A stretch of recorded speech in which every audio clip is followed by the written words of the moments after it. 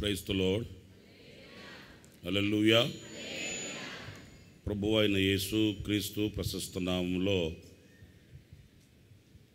ఈ ఆరాధనలో పాలు పొందిన మీ అందరికీ హృదయపూర్వకమైన వందనాలు తెలియపరుస్తున్నాను. అందరికీ వందనాలు, అందరికీ వందనాలు. దేవుడు మిమ్మల్ని ఆశీర్వదించునుగాక. అందరూ బాగున్నారా? చాలా బాగున్నారు. బాగున్నారు కాదు, చాలా బాగున్నారు.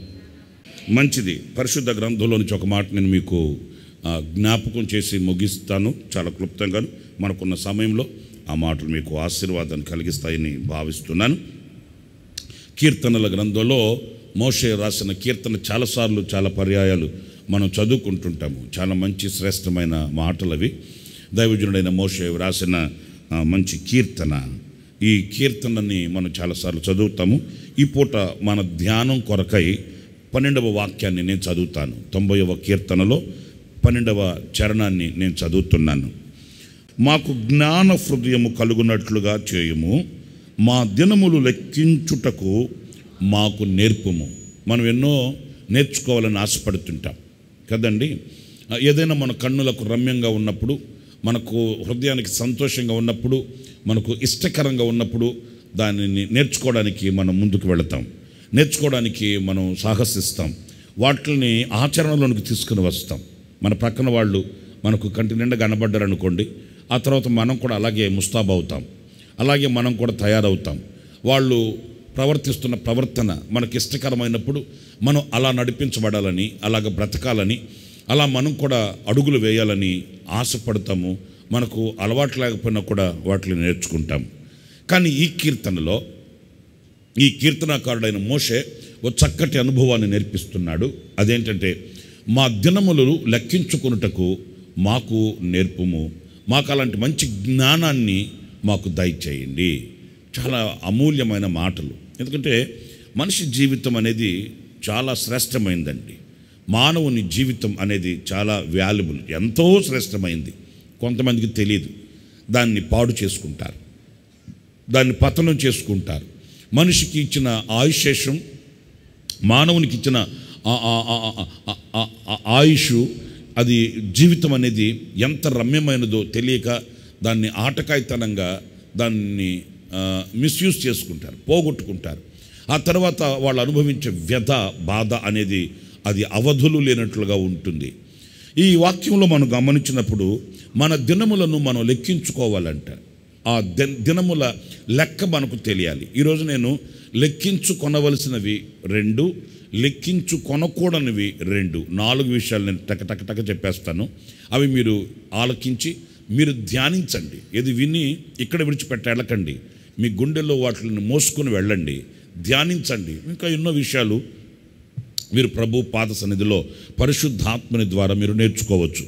ఇక్కడ మన దినములు మనం లెక్కించుకోవడం మనం నేర్చుకోవాలంట. అది తెలియకపోతే ఏమవుతుంది అనంటే, మనం చాలా పోగొట్టుకునే వాళ్ళం అవుతాము, జారవిడుచుకునే వాళ్ళం అవుతాము. ఆ తర్వాత దైవ సంకల్పం, దేవుని చిత్తం అనేది ఎరుగని గుడ్డితనంలో కొనసాగిన మన అవివేకాన్ని బట్టి మనకు కలిగే ఆ ఆవేదన ఎన్నడూ వీడనిది, ఎన్నడూ కూడా అది మన ఎదురు నుంచి తొలగనిది. ఇక ఆ ఆవేదనతో మనం ఎంత కృంగిపోవలసిన వారమే, కానీ మరలా మనకు పోగొట్టుకునేది మరలా తిరిగి రానే రాదు. మీకు తెలుసో తెలియదు, ఒక సూక్తి ఉంది. అదేంటంటే, విలువైనది ప్రాణం, బహు విలువైనది కాలం. ఈ ప్రాణమైన ఈ కాలమైన ఒక్కసారి మన చేతిలోంచి వెళ్ళాయంటే, మనం వాటిని జార విడుచుకున్నామంటే మరలా అవి మన యొద్దకి తిరిగి రానే రావు. ఆ 2 కూడా రానే రావు.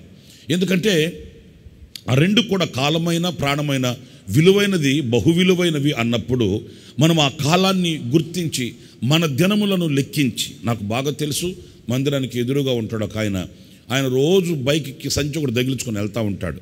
ఒకరోజు నేను సాయంకాలం పూట ప్రార్థనకి వెళదామని చిన్న 2 బాక్సులు ఉంటే ఆటోలో సర్దుతున్నారు పిల్లలు, అక్కడ కూర్చొని ఉన్నాను. ఆయన వెళ్ళేవాడు, ఎప్పుడు నాతో మాట్లాడు. ఆ రోజు అక్కడ ఆగి, నమస్కారం సార్ అన్నాడు. అయ్యా వందనాలు అయ్యా అన్నాను. ఆయన బైక్ స్టాండ్ వేసి వచ్చాను. అన్నాడు, గత రాత్రి నేను పలానా వీధిలో మీరు బోధ చేస్తుంటే విన్నానండి. ఏం చక్కగా మాట్లాడుతున్నారండి మీరు. అసలు నాకు చాలా ఆశ్చర్యం అని, మీరు అట్లా మాట్లాడతారని నాకు తెలియదండి అని స్టార్ట్ చేశాడు. మీరు అక్కడ ఎందుకున్నారండి అంటే ఆయన చెప్పాడు, నేను వడ్డీ వ్యాపారం చేస్తాను, నేను అక్కడ పైసలు కొరకని వెళ్ళాను, అప్పుడు మీరు అక్కడ లైట్లు కట్టి మీరు మాట్లాడుతుంటే మిమ్మల్ని చూసారే పాస్టర్ గారు కదా అని కాసేపు విందామని నిల్చున్నాను. ఆ తర్వాత వాళ్ళని అడిగి ఒక కుర్చీ తెప్పించుకొని వేసుకొని మీరు మాట్లాడిందంతా విన్నానండి, చాలా చక్కటి మాటలు చెప్పారండి అని ఎప్పుడు మాట్లాడినవాడు కాదు ఆయన, పెద్ద ఆయన. రోజు మన మందిరం ముందే వెళ్తాడు సంచి తగిలించుకొని. నేను చూస్తున్నాను, ఆయన నన్ను చూస్తున్నాడు నాకు తెలియదు. ఆ రోజు అలాగ మాట్లాడితే ఇక నేను మాట కలిపి ఏం చేస్తారు అంటే నేను వడ్డీ వ్యాపారం చేస్తాను అన్నాడు. సరే ఎంతకాలం నుంచి మీరు ఇక్కడ ఉన్నారంటే మా సొంత ఇల్లు ఇదేనండి అన్నాడు. సరే మీరున్న ఇల్లు మరి సొంత ఇల్లేనా అన్నాను. ఆయన పక్కున్నవి అద్దిల్లండి అన్నాడు. అప్పుడు నేను అన్నాను, మరి ఇక్కడే సొంత ఇల్లు అని అంటున్నారు, మరి చక్కగా ఏదో కొంచెం సంపాదించుకున్నారు మీరు, మరి సొంత ఇల్లు లేకపోవడం ఏంటి అండి అంటే ఆయన అన్నాడు, లేదండి అటువైపుగా నేను ప్రయత్నం చేయలేదండి అన్నాడు. ఎవరు చూసినా కూడా 4 రూపాయలు చేతికొస్తే ఇల్లు కట్టుకోవాలి, సెటిల్ అవ్వాలి, ఒక చక్కటి అనుకుంటారు కదా. మీరు మరి ఇల్లు కట్టుకోకపోవడం ఏంటి, మీరు సొంత ఇల్లులో లేకపోవడం ఏంటంటే ఆయన పక్క నవ్వి నన్ను అన్నాడు, పాస్టర్ గారండి మీకు తెలియదండి అని అన్నాడు. నేను అన్నాను, ఏంటి సార్ అట్లా అంటే ఆయన చెప్తున్నాడు, ఏమంటే నేనున్న ఇల్లు ఉంది కదా, ఇప్పుడు నేను అంత ఇల్లు కట్టాలంటే ఇంచుమించు లక్షల రూపాయలు అవుతుంది. ఇప్పుడు నేను 60, 70, 80 లక్షల రూపాయలు ఖర్చు పెట్టి ఒక ఇల్లు అంత ఇల్లు కట్టుకొని నేను మా ఆవిడ, నేను నా భార్య, నా కూతురు ఒక గదిలో ఉంటాం. ఆ ఇల్లు అంతా వేస్తే కదా. ఇప్పుడు 70, 80 లక్షల రూపాయలు అలాగా ఖర్చు పెట్టి ఒక ఇల్లు కట్టుకొని ఒక గదిలో మేము ఉండేదానికంటే అదే 70, 80 లక్షల రూపాయలు నేను వడ్డీకి ఇచ్చాను అనుకో. ఆయన చెప్పింది మీకు చెప్తున్నా, మీరు కానీ చేశారు. అదే 70, 80 లక్షల రూపాయలు నేను వడ్డీకి ఇచ్చానంటే ఆ వడ్డీ డబ్బులు ఉంటాయి కదా, వడ్డీకి ఇచ్చిన డబ్బులు దాంట్లో సగం కట్టుకున్నా కూడా ఇల్లు అంత పెద్ద ఇంట్లో ఉండొచ్చు నేను. మరలా దాంట్లో సగం మిగిలిపోద్ది, నా అసలుగానే ఉంటుంది, వడ్డీ డబ్బులతో నా జీవితం గడిచిపోద్ది, ఇంకా మిగులుతాయి నాకు, ఎందుకు కొనాలి, ఎందుకు చేయాలి అన్నాడు. ఆయనకి ఎంత తెలివిరా బాబా, తెలివి లేక మనం ఇక్కడ ఉన్నాం స్వామి అనుకున్నాను నేను. అంత తెలివితేటలతో మాట్లాడాడు ఆయన. సరే అయిపోయింది. ఇప్పుడు ఈ సందర్భాన్ని నేను ఎందుకు చెప్తున్నానంటే కరెక్ట్గా ఒక 2 నెలలు ఉంటుందండి. 2 నెలలు నేను ఉదయాన్నే లేచి మందిరం బయటకు వచ్చేసరికి అక్కడ హడావుడిగా షామేనాలు వేస్తున్నారు, కేకలు వినబడుతున్నాయి, ఏడుపులు వినబడుతున్నాయి. ఏంటని అక్కడ ఒక ఆయన్ని ఎదురుగా, మన మందిరం ఎదురుగా ఒక ఆయన ఉంటే ఆయన పిలిచి, ఏంటి అక్కడ షామేన వేస్తానంటే ఆయన పోయాడండి అన్నాడు. పోయాడా? రోజుటే పోతాడుగా. ఇటు పోవడం కాదండి, పైకి వెళ్ళిపోయాడు, పోయాడు. ఏమైంది? ఉదయాన్నే లేచి ఆయన టెర్రస్ పై, అది 2 అంతస్తులు అనుకుంటాను, ఆ పైకి వెళ్ళి ఆ పైన స్లాబ్ మీద కొన్ని మొక్కలు ఉంటే ఇట్లాంటి మొక్కలు తొట్టుల్లో వాటికి నీళ్లు పడుతూ కాలు స్కిట్ అయ్యి అక్కడి నుంచి కింద పడిపోయాడట. పడడం రోడ్డు ప్రక్కన ఈ రోడ్డు వేయడానికి కంకర రాళ్ళు ఉంటాయి కదా, ఆ రాళ్ళ గుట్ట ఉంది, ఆ రాళ్ళ గుట్ట మీద పడ్డాడట. పడ్డవాడు లెగలేదండి. ఉదయాన 6 గంటలు, 5:30, 6 గంటలు అప్పుడు చూసారా, ఆ నీళ్లు పడుతూ వెనక్కి వెళ్ళాడంటే మరి ఎట్లా వెళ్ళాడో ఏంటో మనకు తెలీదు. అక్కడి నుంచి కాలు స్కిట్ అయ్యి అటువైపు గోడ లేదు, పడిపోయాడంటే ఆ రాళ్ళగుట్ట మీద పడ్డాడు. మరి కణతల దగ్గర ఎక్కడ తగిలిందో ఏంటో. వాళ్ళ పాప వాకిలు ఊడుద్దామని బయటకు వస్తే రాళ్ళగుట్ట మీద పడిపోయినాడంటే కేకేసింది. హాస్పిటల్కి తీసుకెళ్తే చనిపోయి కూడా గంటన్నర అయిందని చెప్పారంట. ఆ ఇంట్లో ఎన్ని కేకలు, ఏడుపులు. అయ్యో పెళ్ళిగానే ఒక ఆడపిల్ల ఉంది. నాకు అసలు ఇదనిపించింది. నేను కూడా వెళ్ళాను చూసి వద్దామని. పడుకొని పెట్టున్నారు. నాకు ఒక్కసారి రీల్ తిరిగింది ఆయన చెప్పిన మాటలన్నీ. 2 నెలల క్రితం ఆయన ఎన్ని ఆలోచనలు చెప్పాడు. నా అసలుగానే ఉంటుంది, వడ్డీగానే ఉంటుంది, లక్షలు ఇట్లాగా నేను సంపాదించుకో, ఇన్ని చెప్పాడు. నాకు అనిపించింది, గాలి మేడల్లో కదా నువ్వు కట్టింది మేడలు, గాలిలో కదా నువ్వు మేడలు కట్టింది. ఆయన ఆ రోజున అలాగా కన్ను మూస్తాడని, ఈ లోకాన్ని విడుస్తాడని ఏనాడైనా తలించాడా? లేదు. అందుకే కీర్తనకారుడు చెప్పేది, అయ్యా లోకం ఇలా సాగిపోతుంది, వాళ్ళంతా వాళ్ళకి తెలియట్లే, వాళ్ళ ముగింపు వాళ్ళకి తెలియట్లే, వాళ్ళ యొక్క రిజల్ట్ ఏంటి, ఎప్పుడు ఈ లోకాన్ని నేను విడుస్తాను, ఎప్పుడు ఈ లోకాన్ని నేను మరుస్తాను, ఈ లోకాన్ని విడిచిపెట్టి నేను వెళ్ళవలసిన సమయం ఎప్పుడు మాకు తెలియట్లే. మాకు ఆ జ్ఞాన హృదయాన్ని ఇస్తే మేము కాస్త మా అంతమేటో మేము తెలుసుకుంటాము, మా దినములను లెక్కించుకొనుటకు. అర్థమవుతుందా? ప్రార్థన చేయించుకోవడానికి చిన్నపిల్లడు వచ్చాడు, టక్కు టయ్యి షూటు బూట్ వేసుకుని నేరా అన్నాను, బర్త్డే అన్నాడు. మరి నువ్వే మగాడు, నీకు మళ్ళీ బర్త్ ఏంట్రా అన్నాను. బర్త్డే అన్నాడు. మళ్ళీ నీకు బర్త్ ఏంట్రా అంటే నవ్వాడు. వాడికి అర్థమయ్యాడు. సరే రారా ఏంట్రా అన్నాను. నా బర్త్డే అన్నాడు. మరి ఏంట్రా మళ్ళీ అదే అంటున్నావు అంటే వాడికి అర్థమైంది, పాస్ గారు నాతో ఏదో మతలా వేస్తున్నాడు. నా పుట్టినరోజో అన్నాడు.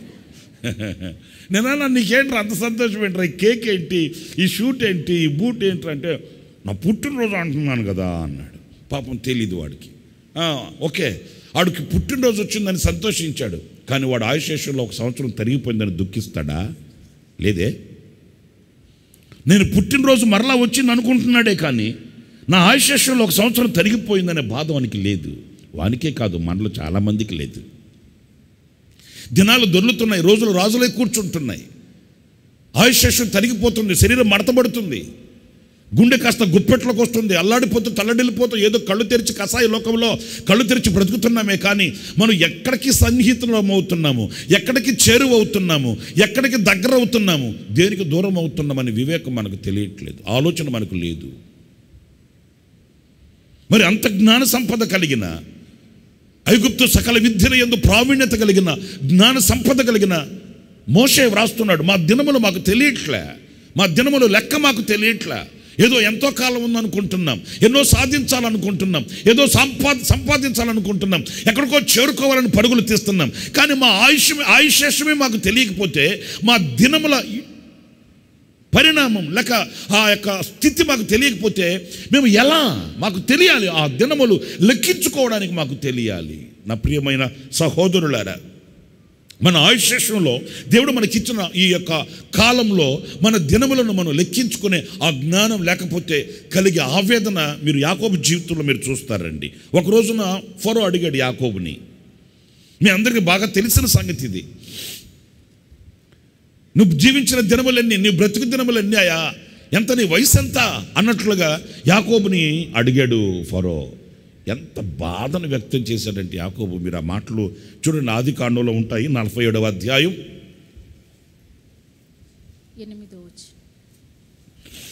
47వ అధ్యాయం 8వ వాక్యం. ఫరో, నీవు జీవించిన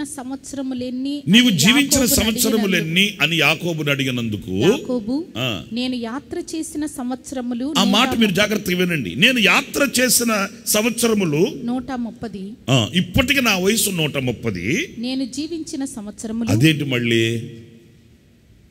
అదేంటి, ఎంత చక్కగా ఆయన దాన్ని విడదీసి మాట్లాడుతున్నాడు చూడండి.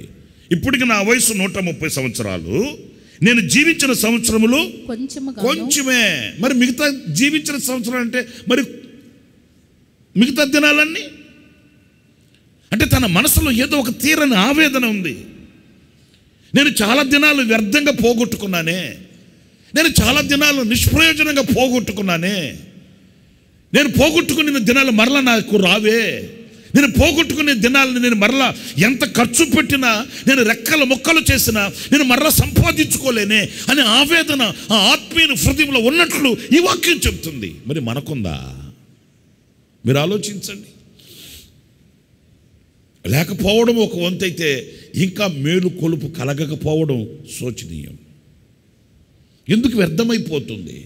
ఇప్పుడు చూడండి, మీరు వెళ్తూ ఉన్నప్పుడు మున్సిపల్ ట్యాప్స్ ఉంటాయి రోడ్డు మార్జిన్లో. హలో వినండి, రోడ్డు మార్జిన్లో మున్సిపల్ ట్యాప్స్ ఉంటాయి. ఒక్కొక్క దగ్గర ఆ మున్సిపల్ ట్యాప్ ఓపెన్ అయిపోయి మంచి స్పీడ్గా నీళ్ళన్నీ వ్యర్థంగా పోతూ ఉంటాయి. మనలాంటి వాళ్ళకి ఏమనిపిస్తుందో తెలుసండి, అయ్యయ్యో నీళ్ళన్నీ వేస్ట్ అయిపోతున్నాయే, దానికి ఒక ట్యాప్ బిగిస్తే బాగుండే మాట కదా అనుకుంటాం కదా.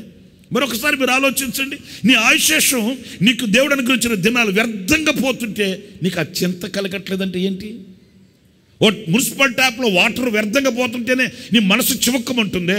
మరి శ్రేష్టమైన జీవితాన్ని, శ్రేష్టమైన దినములను ప్రభు నీకు ఇచ్చాడు, శ్రేష్టమైన జీవితాన్ని ప్రభు నీకు ఇచ్చాడు. ఆ జీవితాన్ని నీవు గనక ప్రయోజనకరంగా మార్చుకోకపోతే అందులో వ్యర్థమైన వాటిలో నీవు మునిగిపోతుంటే, వ్యర్థంగా నీ దినాల ఆయుష్ తరిగిపోతుంటే, చింత లేకుండా బ్రతకడం అనేది ఎంతవరకు మనకు సబబు అనేది ఈరోజు మనం వివేచించి ఆలోచించాలి. ఉదయాన్నే లేచారు, సాయంకాలం పడుకుని నిద్రపోతున్నారు. మరణమనే మంచం మీదకి వెళ్ళేటప్పుడు ఈ దినంలో నేను ఏం సాధించాను అనుకుంటే ప్రశ్నకి సమాధానం ఏంటి? ఈ దినం నేను ఏం చేశాను, ఈరోజు నేను ఎలా ఉపయోగించుకున్నాను, ఏం ప్రయోజనకరమైన వాటిని నేను చేయగలిగాను ప్రశ్న వేసుకుంటే దానికి సమాధానం ఏంటి? ఉదయాన్నే తిన్నాను, మిగలబెట్టుకొని ఫ్రిడ్జ్లో పెట్టుకుని మధ్యాహ్నం తిన్నాను, మళ్ళీ దాన్ని వేడి చేసుకొని రాత్రికి తిన్నాను, అయిపోయింది. ఇదేనా మనిషి జీవితం? దీని కొరకైనా దేవుడు మనల్ని పుట్టించింది. ఒక్కొక్కసారి చాలా వేదన కలుగుతుందండి, వేదన కలుగుతుంది. ఈరోజు నేను ఏం చేశాను, ఈరోజు నేను ఏం చేయగలిగాను, ఈరోజు నేనేం సంపాదించాను, ఈ దినాన్ని నేను ఎలా ఉపయోగించుకున్నాను, ఈ దినాన్ని దేని కొరకు ఖర్చు పెట్టాను. ఒక చిన్న పాప స్కూల్ నుంచి వస్తుందంట. స్కూల్ నుంచి తీసుకుని వద్దామని తల్లి వెళ్ళింది, చేపట్టుకొని ఆ బ్యాగ్ మోసుకొచ్చే ఆ పాపని చేపట్టుకొని తీసుకుని వస్తుంటే, మమ్మీ నాకు అక్కడ ఏదైనా కొనిపెట్టవని అడిగితే సరేనని ఆ మమ్మీ ఆ పాపని ఆ బడ్డీ కొట్టు దగ్గర తీసుకెళ్ళిందంట. తీసుకో, ఏం కావాలి తీసుకో అని. ఆ పాప ఆ బడ్డీ కొట్ల ఇన్ని అంకుల్ ఇదంతా, అంకుల్ అదంతా అంటుందంట. అప్పుడు ఆ మమ్మీకి కోపం వచ్చింది. నీకేం కావాలంటే తీసుకో, త్వరగా కానీ, ఆయన విసిగిస్తావేంటి అని. మమ్మీ ₹1 మమ్మీ అనిందంట. సరే విసిగిస్తుంది పాప, ఎందుకు వచ్చిన గొడవని ₹1 కాయిన్ ఇచ్చింది ఆ పిల్లకి. ఆ ₹1 కాయిన్ చేతిలో పట్టుకొని కొట్టులోకి వెళ్ళి ఆ పాప ఆయన అడుగుతుందంట, ఈ బిస్కెట్ ప్యాకెట్ ఎంత, ఈ చాక్లెట్ ప్యాకెట్ ఎంత అట్లని. ఇక కోపం వచ్చి వాళ్ళ తల్లికి వేసింది ఒకటి, ఏం ఆడుకుంటున్నావు ఏంటి, ఏం కావాలనో ఇచ్చి తీసుకోవాలి, పావు గంట నుంచి అదెంత ఇదెంత విసిగిస్తావేంటి అట్లని. ఆ ఏడుస్తూ ఆ చిన్న పాప వాళ్ళ మమ్మీ వైపు తిరిగి అంటదంట, మమ్మీ నువ్వు నాకు ఇచ్చింది ₹1 కాయిన్, నువ్వు ఇచ్చింది ₹1 కాయిన్. ఆ ₹1 కాయిన్ని నాకు ఏది ఇష్టమో దాన్ని కొనుక్కోవాలి, కానీ ఏదంటే అది కొనేసుకుంటే ప్రయోజనం ఏంటి మమ్మీ? చిన్నపిల్లలే, మనకు మనో జ్ఞానాన్ని ఇస్తారు వాళ్ళు. నువ్వు ఇచ్చింది ₹1 కాయిన్, ఇంకొకటి కాయిన్ లేదు నా దగ్గర, మరి నేను దాన్ని దేనికో దానికి ఖర్చు పెట్టేసుకుంటే నాకు ప్రయోజనం ఏంటి? నాకు ఇష్టమైంది ఏదో దానికి కదా ఖర్చు పెట్టుకోవాలి. మరి ఇచ్చేసి నేను కొనేసుకున్న తర్వాత మరలా నా రూపాయి నాకు ఇమ్మంటే ఇస్తాడా? ఇవ్వడు కదా. మరి జీవితం కూడా అంతే కదా. ఆ తర్వాత మరలా వేరే జన్మలో వేరే కార్యక్రమాలు లేవు కదా. అన్నప్పుడు ఈ దినాన్ని నేను ఎలా ఖర్చు పెడుతున్నాను? యాకోబులో ఉన్న ఆ ఆవేదన చూడండి. నేను 130 సంవత్సరాలు నేను బ్రతికానయ్యా, ఇప్పటికీ నా వయసు 130, కానీ నేను జీవించిన సంవత్సరంలో కొంచెమే. ఆయన గుండెల్లో ఉన్న ఆవేదన కూడా నేను మీకు తెలియపరుస్తాను. చూడండి, కొంచెముగాను దుఃఖ సహితమైనవిగా ఉన్నవి అవి నా పితరుల యాత్ర చేసిన దినములలో వారు జీవించిన సంవత్సరములన్నీ నా పితరులతో, అంటే ఆయన తమ పితరులతో పోల్చుకుంటున్నాడు. నా పితరుడు ఎలాగ బ్రతికాడు, ఆయన దేని కొరకు బ్రతికాడు? Note it. హలో, నా పితరులు దేని కొరకు బ్రతికారు, ఎలా బ్రతికారు? నా పితరులు ఎలా నడిచారు? నా పితరులు దేని కొరకు ప్రాకులాడారు, దేని కొరకు పరుగులు తీశారు? ఎక్కడికి వెళ్ళవాలనో తెలియకయే పరిగెత్తిన విశ్వాస వీరులు కాదా? బలిపీఠం మీద పెట్టబడినప్పుడు ఆ బలిపీఠం మీద విధేయులై దేవుని కొరకు సాహసించిన త్యాగశీలులు కాదా? మరి నేను ఎలాగ బ్రతుకుతున్నాను? ఆయన మనసులో ఉన్న విశాలత చూడండి. పక్కనోళ్ళు సోఫా కొన్నారే అనే బాధ ఉంది మనకు.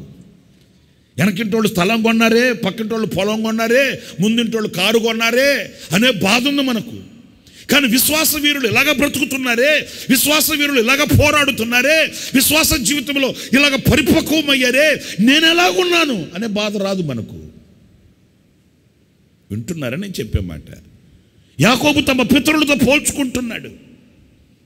ఎక్కడికి వెళ్ళవలనో వెళ్ళక తెలియకయే నా విశ్వాసవీరుడై వెళ్ళిన నా పితరుడు ఎలాగ బ్రతికాడు, ఆయన దినముల ఆయుష్ను ఎలా గడుపుకున్నాడు, దేని మీద దృష్టి నిలిపాడు, దేని మీద ఆయన ఆలోచన కలిగి బ్రతికాడు. దేవుడు దేనికి శిల్పియు నిర్మాణకుడై ఉన్నాడో ఆ పునాదులు కలిగిన పట్టణం కొరకు ఎదురు చూచి విశ్వాసవీరుడై బ్రతికిన ఆయన దినములు అన్ని దినములు కాదయ్యా.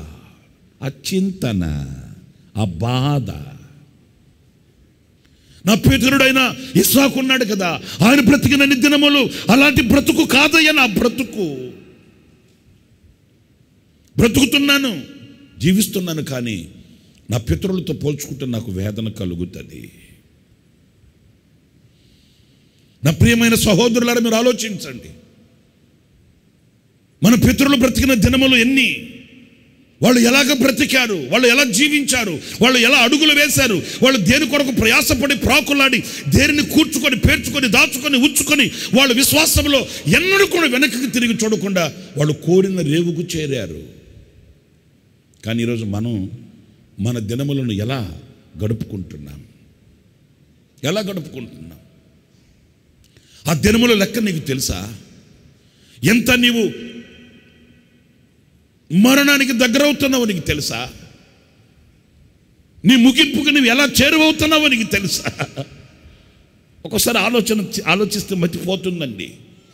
ఎందుకంటే మనిషి ప్రయాసపడుతున్నది దేని కొరకు, ప్రాకులాడుతున్నది దేని కొరకు, దేనిని ఆశించి ముందుకు వెళుతూ వెనుకున్న అపాయాన్ని, వెనుకున్న ముగింపుని చూడట్లేదు. అందుకే మనం సంఖ్యాకాండంలో చదువుతాం, వాళ్ళు జ్ఞానము తెచ్చుకుని వాడి కడవరి స్థితిని యోచించుట మేలంట. కడవరి స్థితిని యోచించుట ఏంటి నాయన? పునరుద్ధానపు వేళ ఆరాధనకు వచ్చిన మాతో ఎలాగ మాట్లాడుతున్నారేంటి అని అంటారేమో. మీతోనే మాట్లాడాలి, మనకే తెలియాలి, మనకే ఆ వివేకం కావాలి, మనకే ఆ ఆలోచన రావాలి. నా పితరులు ఎలాగ బ్రతికారు, నా పితరులు ఎలా జీవించారు, నేను ఎలా జీవిస్తున్నాను, దేని కొరకు ప్రయాసపడుతున్నాను, దేని కొరకు ప్రాకులాడుతున్నాను, అసలు నా బిగినింగ్, నా ఎండింగ్ ఏంటి? నేను అదే ఆయన చనిపోయాడని చెప్పాను కదా, అక్కడికి వెళితే వాళ్ళ పాప, ఒక కూతురండి ఆయనకి. ఆ పాప అయితే వాళ్ళ నాన్నని తల గట్టిగా పట్టేసుకుని ముద్దు పెట్టుకుంటూ కేకలేస్తుంది. నాకు చాలా దుఃఖం అనిపించింది. కాలము ఎరుగుని వాడైపోయాడే. ఎంతకీ నేను సంపాదించాలి, మిగలబెట్టాలి అట్లా అనుకున్నాడే, కానీ తన ముగింపు విషయం ఏనాడు కూడా ఆలోచించి, లేకపోతే ఆ ముగింపును గూర్చిన బాధ్యత, భారం, భయం లేకుండా బ్రతికి దాటి వెళ్ళిపోయాడు. వాక్యం కూడా మీకు బాగా తెలుసు అనుకుంటాను. ఒకడు సర్వలోకాన్ని సంపాదించుకొని తుదకి వాడు తన ఏం పోగొట్టుకుంటే, ఏం సంపాదించుకొని లోకమంతటిని, లోకంలో ఎన్నుంటే అన్నీ, అతనికి ఏం కొదువులేదు. లోకంలో ఎన్నున్నాయో ఏమున్నాయో అన్నీ సంపాదించుకున్నాడు, కానీ తన ప్రాణాన్నే. ఒక కవి రాసిన మాట నాకు బాగా నచ్చింది. ఒక కవి ఆయన కవితలో రాస్తూ, రాజులు రాజ్యాలు నిలబెట్టారంట, రాణి చేతులు గాజులు నిలబెట్టలేకపోయారంట. ఒక కవి ఆయన రాసిన మాట, నేను చెప్పే మాట కాదు. రాజులు రాజ్యాలు నిలబెట్టారంట, రాణి చేతులు గాజులు నిలబెట్టలేకపోయారంట. అంటే వాళ్ళు తమ ప్రాణాన్ని నిలబెట్టుకోలేకపోయారు, రాజ్యాలు నిలబెట్టారు. మనం కూడా ఎన్నో కట్టి, ఎన్నో పెట్టి, ఎన్నో దాచి, ఎన్నో గొప్ప కార్యాలు చేయొచ్చు. కానీ నిన్ను నీవు లాస్ చేసుకుంటే, నిన్ను నీవు పోగొట్టుకుంటే ప్రయోజనం ఏంటి? నేను దానికి ఒక టైటిల్ పెట్టాలి అని అనుకుంటే, వాళ్ళు సంపాదించింది ప్రయోజనం లేని సంపాదన. వానికి ప్రయోజనం ఏంటి? ప్రయోజనం లేని సంపాదన. రాత్రి మౌళ కష్టపడి రెక్కల మొక్కలు చేసి, రక్తం ఆవిరి చేసి, నైటీలు ఓటీలు నైటులు, పరుగో ప్రయోజనం లేని సంపాదన. నా ప్రియమైన సహోదరులారా, మన దినముల లెక్క మనకు తెలియాలి. అబ్రహాము, ఇస్సాకు, యాకోబులు వారే కాదు, మన పితరులు నడిచిన మార్గాలు ఎన్నో ఉన్నాయి. మన పితరులు వెళ్ళిన పవిత్రమైన మార్గం మన ఎదుట ఉంది అన్నప్పుడు, వాళ్ళు బ్రతికిన బ్రతుకులో మనం ఎలాగా సరిచూసుకొని నా దినములను నేను ఎలాగా ఉపయోగపరుచుకొని వాటిని ఎలా ప్రయోజనపరుచుకొని ఏమి సంపాదించుకుంటున్నాను అనే ప్రశ్న మన అంతరంగాన్ని వేధించాలని ఈ సందర్భానుసారంగా నేను మీకు తెలియపరుస్తున్నాను. నేను ఏదో రాసుంది, నేను మీకు ఒక వర్తమానం ఇవ్వాలి, నేను 4 మాటలు మీకు చెప్పాలని నేను ప్రిపేర్ అయ్యి వచ్చి చెప్పట్లేదండి.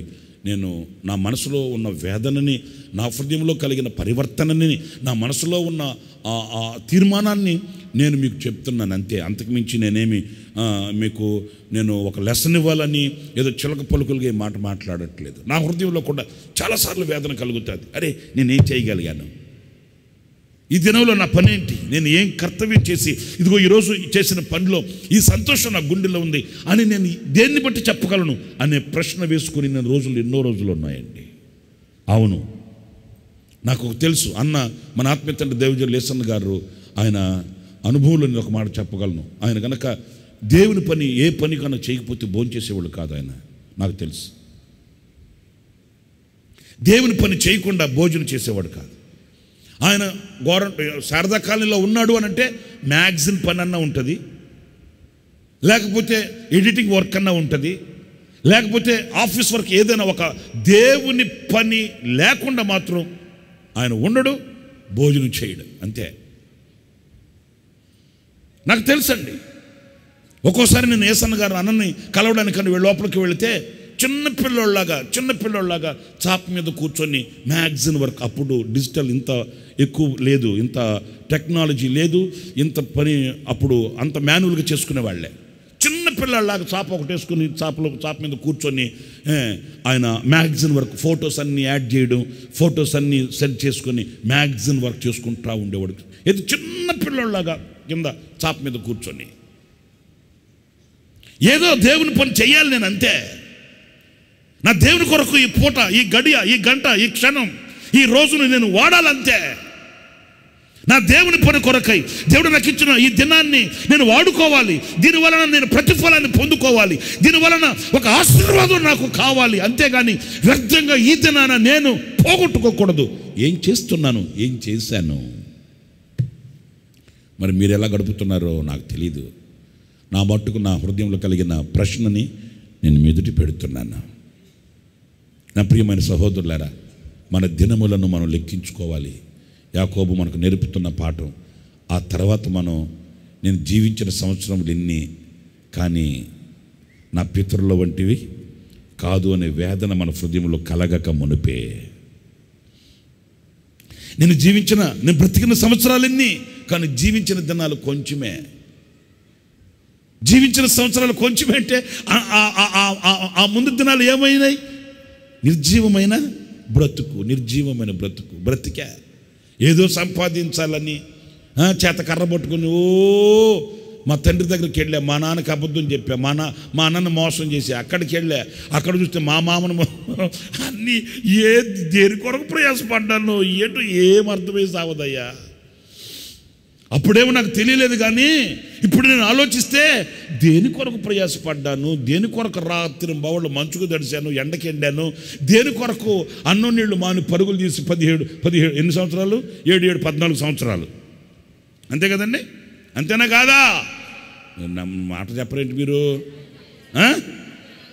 14 సంవత్సరాలు దేని కొరకు ప్రయాసపడ్డాను, దేని కొరకు పాటుపడ్డాను, ఏం అర్థమై సావట్లే. ఏదో ఆ రోజులు అటు గడిచిపోయాయి. మరి గడిచిపోయాయి అంటే ఇప్పుడు వాటికి ఏమైనా ప్రతిఫలం ఉందా? ఏం ప్రతిఫలం వస్తుంది ఏంటి? నిర్జీవమైన దినాలకి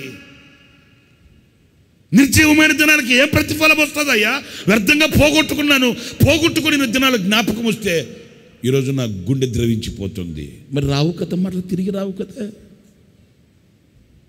నా ప్రియమైన సహోదరులారా, ఆత్మీయులుగా మన దినములను లెక్కించుకొనుటకు కావలసిన ఆ జ్ఞానాన్ని ప్రభువుని అడిగి చెప్పండి. మన దినములను మనం లెక్కించుకోవాలి. ఇదిగో ఈ దినం ఒక అడుగు ముందుకు వచ్చాను. నా ఆయుష్యంలో ఒక దినం పోయింది. 10 నాణ్యాలు అన్నారు కదా, ఒక నాణ్యం, ఇంకో 9. నేను చిన్నప్పుడు చదువుకునేటప్పుడు మా పంతులు గారు, మా లెక్కల మాస్టర్ ఒక పాట నేర్పించాడు మాకు. అప్పుడంతా పాటలతోనే కదా చదువు అంతా, ఇప్పుడంతా ట్యాబులతోనే కదా చదువు అంతా. అప్పట్లాగా పలక బలపం ఉందమ్మా? అసలు మన వాళ్ళకి పలక అంటే తెలుసా? మరి అది ఇప్పుడంతా ట్యాబులు, కళ్ళకేమో భూతద్దాలు, చేతికేమో ట్యాబులు. కాలం మారిపోయింది. మన చదువులు అంటే మీరు ఎడ చదివారు నాకు తెలియదు, కానీ నా చదువు మాత్రం గొప్ప చదువు. దేవుల పలక కూడా కాదు, పలక కూడా లేదు, తెలీదు. మా ఆర్సిఎం ఫాదర్ గారు, మా మాస్టర్ గారు, అయ్యగారు ఆర్సిఎం స్కూల్లో చదివాను నేను. మా పిల్లలందరం తీసుకెళ్ళి పలకలు కూడా లేకపోతే ఆయన మా కొరకు ఒక అరుగు కట్టించాడు. అరుగు అంటే తెలుసుగా? ఆ అరుగు కట్టించి అరుగు మీద బ్లాక్ బోర్డు పెయింట్ వేయించి బార్డర్ లాగా మమ్మల్ని వరుసగా భోజన బంతిలా కోసబెట్టి ఆ అరుగు మీద రాసిచ్చేవాడు. ఆ తర్వాత ఎప్పుడో ఇంట్లో పలక కొని పెడితే పలక బల్పం, ఆ పలక తీసుకుని వెళ్ళి ఆయనకి ఇస్తే ఆయన రాసిచ్చేవాడు అని. దేవుల దానికి రూపం లేకుండా దిద్ది పడేస్తే అది ఏం అక్షరం అర్థం కాక మళ్ళీ పాస్టర్ ఆయన దగ్గరికి వెళ్ళి రాయించుకోవాలంటే దాన్ని తుడుపుకోవాలి కదా. ఇంకేం చేయాలి? ఆ పలక మీద చూసి దేవుడు దాన్ని రుద్దితే ఇంత మైదా వచ్చేది. దాన్ని ఎక్కడ తుడవాలనో తెలియక పొట్టకేసి ఇట్లా రుద్దితే పొట్ట మాత్రమే తెల్లగా ఉండేది. ఇంటికి వెళ్తే మా అమ్మ నెత్తినూరు కొట్టుకునేది. ఏంట్రా ఆయన ఎట్లా ఉతకాలరా సొక్క అంటే, అమ్మో నేర్చుకున్నానమ్మా అనేవాడు. ఆ చదువులు ఎక్కడున్నాయి ఈ రోజున? ఆడుకుంటూ పాడుకుంటూ చదివిన రోజులు కదా. ఈరోజు పుస్తకాల కట్ట నెత్తి మీద పెట్టి వాడు ఒంటిలాగా మోసుకుంటూ పోతుంటాడు. వంగిపోయాడు అప్పటికే. ఏం క్లాస్ చదువుతున్నారో? ఎల్కేజీ. ఇదేంద్రా టిఫిన్ కేజీ.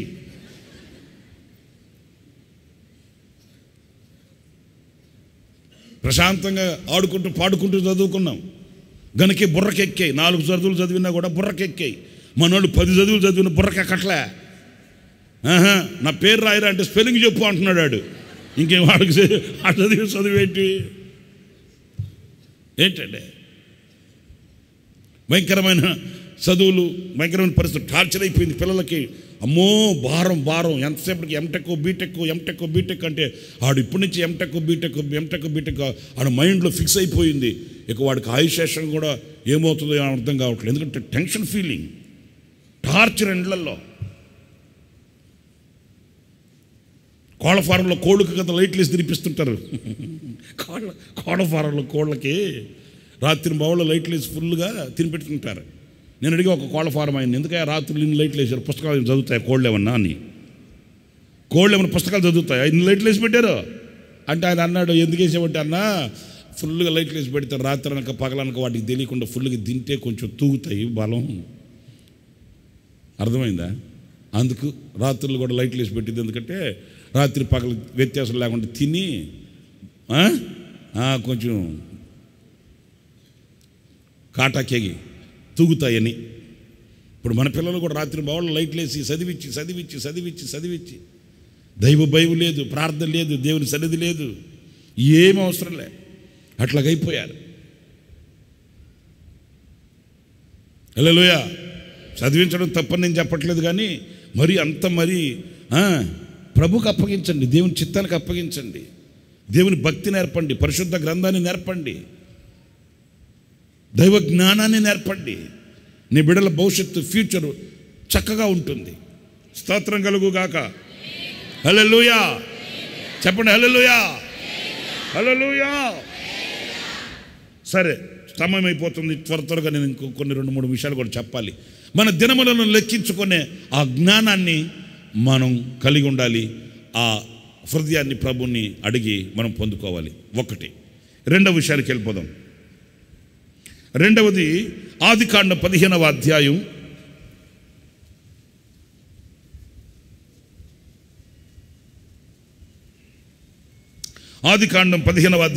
5వ వాక్యంలో అబ్రహాము యొక్క చరిత్ర మనకు కనిపిస్తుంది. ఇక్కడ అబ్రహాముతో ప్రభు చెప్పిన మాటల్ని, కొన్ని మాటలు మనం చదివి ఇక్కడ ఒక చిన్న సందేశాన్ని మనం తీసుకుందాము.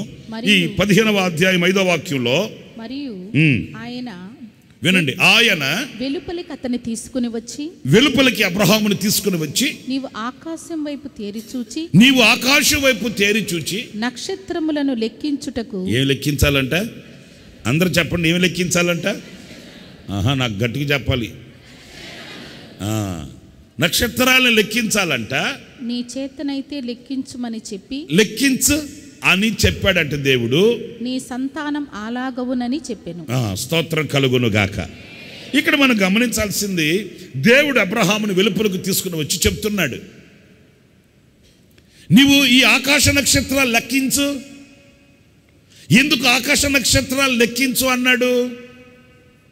ఏం మామూలుగా చెప్పొచ్చు కదా, నేను నిన్ను ఆశీర్వదిస్తాను, నిన్ను నేను దీవిస్తాను, నిన్ను పిలిచి నేను వేరుపాటు చేశాను కదా, ఏర్పరిచాను కదా. మరి నిన్ను పిలిచి ఏర్పరిచి తీసుకుని వచ్చి నిన్ను నగుబాట్లు చేస్తానా, నవ్వుల పాలు చేస్తానా, నడి వీధిలో నిన్ను విడిచిపెడతానా? నీ వాళ్ళు నిన్ను చూసి నోటి మీద వేలేసుకునేటట్లు, ఏంట్రా దేవుడు నమ్ముకుని ఎట్లా అయిపోయాడు అనేటట్లు చేస్తానా నేను నిన్నేమైనా? నిన్ను పిలిచింది ఎవరు? నిన్ను ఏర్పరిచింది ఎవరు? నిన్ను రమ్మనింది ఎవరు?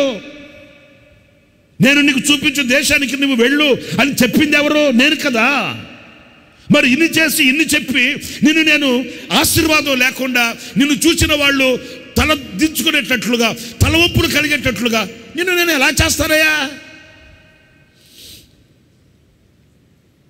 ఎలా రా, బయటికి రా,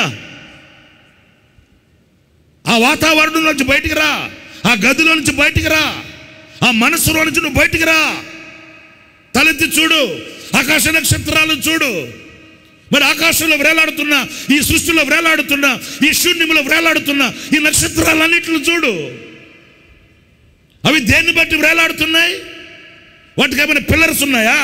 వాటికి ఏమైనా ఆధారాలు ఉన్నాయా? వాటికి ఏమైనా ఏదైనా కనెక్షన్స్ ఉన్నాయా? లేవు కదా.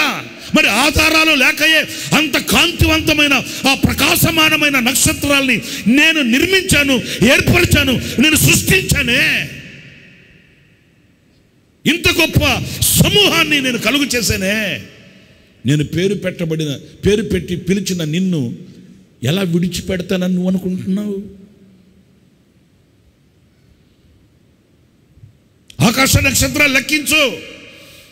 ఆ రీతిగా నేను నీకు సంతానాభివృద్ధి కలుగు చేస్తాను, నిన్ను విస్తరింప చేస్తాను, ఆశీర్వదిస్తాను. లెక్కించు. అబ్రహాం అన్నాడు, నేను లెక్కించలేనన్ని నేను ఎలాగ లెక్కిస్తానయ్యా? మరి నేను నీకు ఇచ్చే దీవెన, ఆశీర్వాదం, అభివృద్ధి అలా ఉంటుంది. మరి నీవు లెక్కించాలి. ఎలా? లెక్కించలేనన్ని నీ ఎదుట ఉన్నాయని గ్రహించాలి. స్తోత్రం కలుగుగాక. మీరు కీర్తనలో కూడా ఇలాంటి మాట మీరు చూస్తారు. అది మీరు చూడండి. ఒక మాటని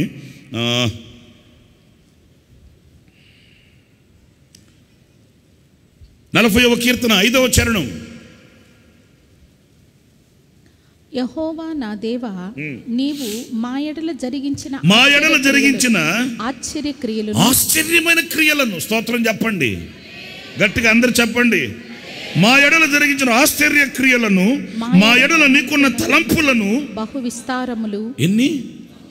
అందరు చెప్పొచ్చు కదా. ఎన్ని? కొన్నని మనం చెప్పగలమండి. అవి విస్తారములు. వాటిని వివరించి చెప్పేదని అనుకుంటున్నా, అవి లెక్కకు మించినవి. నేను కౌంట్ చేయలేను బాబా. నేను లెక్కించాలి, ఓకే కరెక్టే, కానీ నా లెక్కకు మించినవి. నా ఎడల నీకున్న తలంపులు, నీవు చేసే ఆశ్చర్యమైన కార్యములను నేను లెక్కించలేను, లెక్కకు మించినవి. నా ప్రియమైన సహోదరులారా, ఆలోచించండి. మనం చిన్న మనసుతో ఆలోచిస్తాము. చిన్న మనసుతో మనం ఎన్నో ఎన్నో ఎన్నో ఎన్నో ఆలోచించి విసిగిపోతుంటాము. కానీ ఆయన చేసిన ఆ ఉపకారములను, ఆయన చేసిన ఆశ్చర్యమైన కార్యములను, ఆయనకి మన ఎడలో ఉన్న తలంపులను మనం గ్రహించగలిగిన వ్యక్తులం కావాలి. కొంతమందికి ఆ గ్రహింపు ఉండదండి. మీరు బాధపడతారేమో కానీ చెప్పకుండా ఉండలేను. బాధపడతారన్నంత మాత్రం చెప్పకుండా మానేస్తానేంటి? చెప్పడానికి ఈ స్థానం అందు నిలిచింది కదండి. కొందరికి ఆ ఆశ్చర్యమైన కార్యాలు, దేవుడు చేసే ఉన్నతమైన కార్యాలని వాళ్ళు చూచి గ్రహించగలిగిన ఆ విశాలమైన హృదయం ఉండదు. లేక ఏమంటారంటే, దేవుడు నాకేం చేశాడు, దేవుడు నాకేం మేలు చేశాడు, నాకు అది లేదు, నాకు ఇది లేదు, నాకు అంత లేదు, నాకు ఎంత లేదు, ఇంకా కొంతమంది అహంకార బుద్ధితో ఏమంటారంటే నేను కష్టపడుతున్నా, నేను శ్రమ పడుతున్నా, నేను సంపాదించుకుంటున్నానండి. నువ్వు సంపాదించుకుంటున్నావా? నువ్వు కష్టపడుతున్నావా? మరి కష్టపడే శక్తినిచ్చింది ఎవరు? శ్రమ పడడానికి నీకు బలం ఇచ్చింది ఎవరు? కష్టపడి శ్రమపడి సంపాదించుకోవడానికి ఆయుష్నిచ్చింది ఎవడు?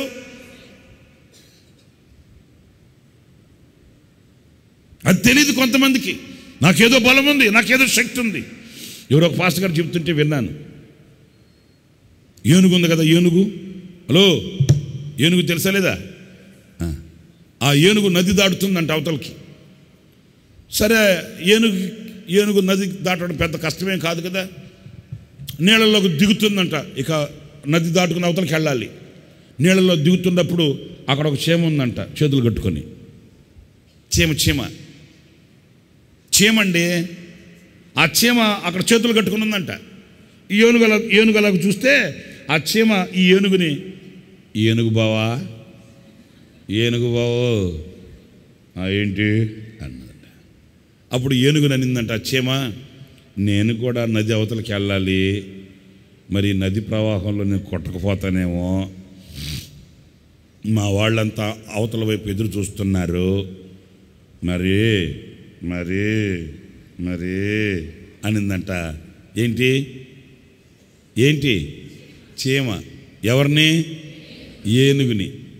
అప్పుడు ఏనుగుకి అర్థమైపోయింది, పాపం చిన్న జీవి, పోనీలే అవతలకి వెళ్ళలేక, పాపం అవతలకి వెళ్ళలేక, మనల్ని అడగలేక మదన పడుతుంది. సరే రా, ఎక్కువ వీపు మీదకి ఎక్కువ అని దయదలిచింది, జాలిపడింది అని పాపం అలా వంగింది ఏనుగు. అప్పుడు ఈ చీమ వీపు మీదకి ఎక్కితే ఈ ఏనుగు ఈదుకుంటూ మెల్లగా, ఏనుగు ఎలా ఈదుతుంది చూసారు మీరు ఎప్పుడన్నా? అవి చూడరులే మీరు, అవి ఎందుకు చూస్తారు? మీరు చూసేవి వేరు. మెల్లగా ఈదుకుంటూ చూసే వాళ్ళకి ఏదో ఒక బండరాయి వస్తుంది అన్నట్టు ఉంటుంది. అది సునాయసనంగా ఈదుకుంటూ ఏనుగు అవతలకి వెళ్తుందంట. అవతల ఈ చీమ బ్యాచ్ ఉందంట. అవతల ఏది నది అవతల ఈ చీమ బ్యాచ్ అవతల చేరి అంటారంట. ఈ చీమ బ్యాచ్, బావా ఏది చీమని, బావా తొక్కేవాడిని, తొక్కే ఏసీ బావా, వాడు బొత్తికెంత బావా, తొక్కు బావా వాడిని. ఎవడిని? ఏనుగుని. ఈ చీమ బ్యాచ్ అంటారంట అక్కడ అవతల చేరి. అంటే వాళ్ళు ఏమనుకుంటున్నారు?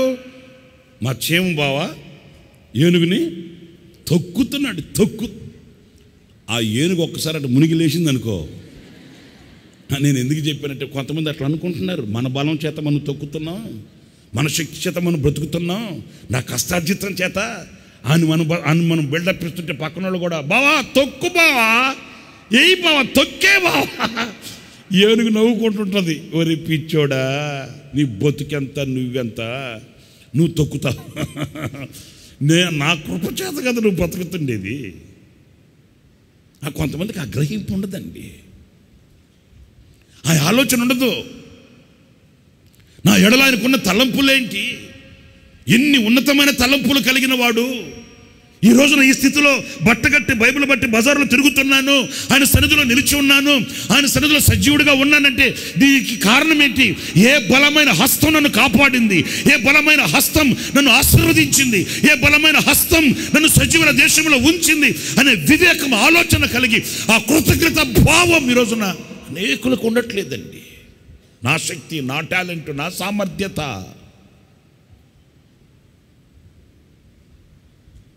నేను వాటిని వివరించలేను, అవి విస్తారములైనవి. ఎందుకని విస్తారములైనవి? మీరు ఇంకొక మాట కూడా చదవండి. 40వ కీర్తనలోనే, ఈ 40వ కీర్తనలోని 12వ చరణానికి రండి. లెక్కలేని అపాయములు, చూసారండి, లెక్కలేని అపాయములు నన్ను చుట్టుకుని ఉన్నవి. ఎందుకు? నీ ఆశ్చర్యమైన కార్యాలు లెక్కించలేనివి, నా ఎడల నీకున్న తలంపులు లెక్కించలేనివి అనంటే నన్ను చుట్టుకొని ఉన్న అపాయాలు లెక్కించలేనన్నివి. ఇప్పుడు ఆ లెక్కించలేని అపాయాలలో నుంచి నన్ను తప్పించిన లెక్కించలేని ఉపకారములను, ఆశ్చర్యమైన కార్యములను చూసారండి. ఈరోజు ఎన్నో అపాయాలు. మనిషి సగటు సగటు మనిషి బ్రతకాలంటే, ఈ రోజున సమాజంలో ఒక విలువ కలిగిన బ్రతకాలంటే ఎన్నిటిని ఎదిరించవలసి వస్తుందో మీరు ఫీల్ అవ్వండి, మీరు ఆలోచించి చూడండి ఒకసారి. ఏదో ఉదయాన్నే లేచాను, కుటుంబాన్ని చూసుకున్నాను, పిల్లలను చూసుకున్నాను అని అనుకుంటున్నామే కానీ నేను మరల వాడుతున్నాను ఈ పదాన్ని, ఏమనుకోవద్దు. ఆ మరణము అనే పడక మీద నుంచి మనం లేవాలంటే మనకు ఉన్న శక్తి ఏంటి? మనకున్న శక్తి ఏంటి మీరు చెప్పండి. ఈరోజు మనం నడకను సాగించాలి, ముందుకు వెళ్ళాలి, మనం ఆశించింది నెరవేర్చాలి అనుకున్నప్పుడు మనకు కావలసిన ఆ బలమేంటి? మనకున్న బలమేంటి? దేని చేత మనం నడిపించబడగలుగుతున్నాము? ఎన్ని అపాయాలు, లెక్కించలేనన్ని అపాయాలంట మనల్ని చుట్టుకొని. ఒకప్పట్లో నేను నా అనుభవంలో చెప్తున్నానండి, మీ అంత అనుభవం నాకు లేకపోయినా నా చిన్న సేవా అనుభవంలో కానివ్వండి, నా చిన్న వయస్సులో, లేకపోతే నా అనుభవంలో నేను చూచినవి చెప్తున్నాను. ఒకప్పట్లో ఎక్కడో వినబడే కొన్ని రోగాలు, కొన్ని బలహీనతలు ఎక్కడో అవి వస్తే ఏమనేవాళ్ళు అంటే ఇక అయిపోయింది అనేవాళ్ళు. కొన్ని మరి ప్రత్యేకంగా ఎక్కడో వినేవాళ్ళమే, క్యాన్సర్ అంట, అమ్మో అనేవాళ్ళు. ఇంకా కొన్ని ఉన్నాయండి రేర్. కానీ ఈ రోజున పరిస్థితులు ఎలా ఉన్నాయి అని అంటే మనం ఎక్కడో వినడం కాదు, వినడం కాదు, మనం ప్రక్కనే పెట్టుకుని బ్రతుకుతున్నామండి. ఒకప్పట్లో మనం అరుదుగా విన్న మాటల్ని, అరుదుగా చూసిన అనుభవాల్ని ఎక్కడో కాదు, ఇండ్లలోనే పెట్టుకుని బ్రతుకుతున్నాం.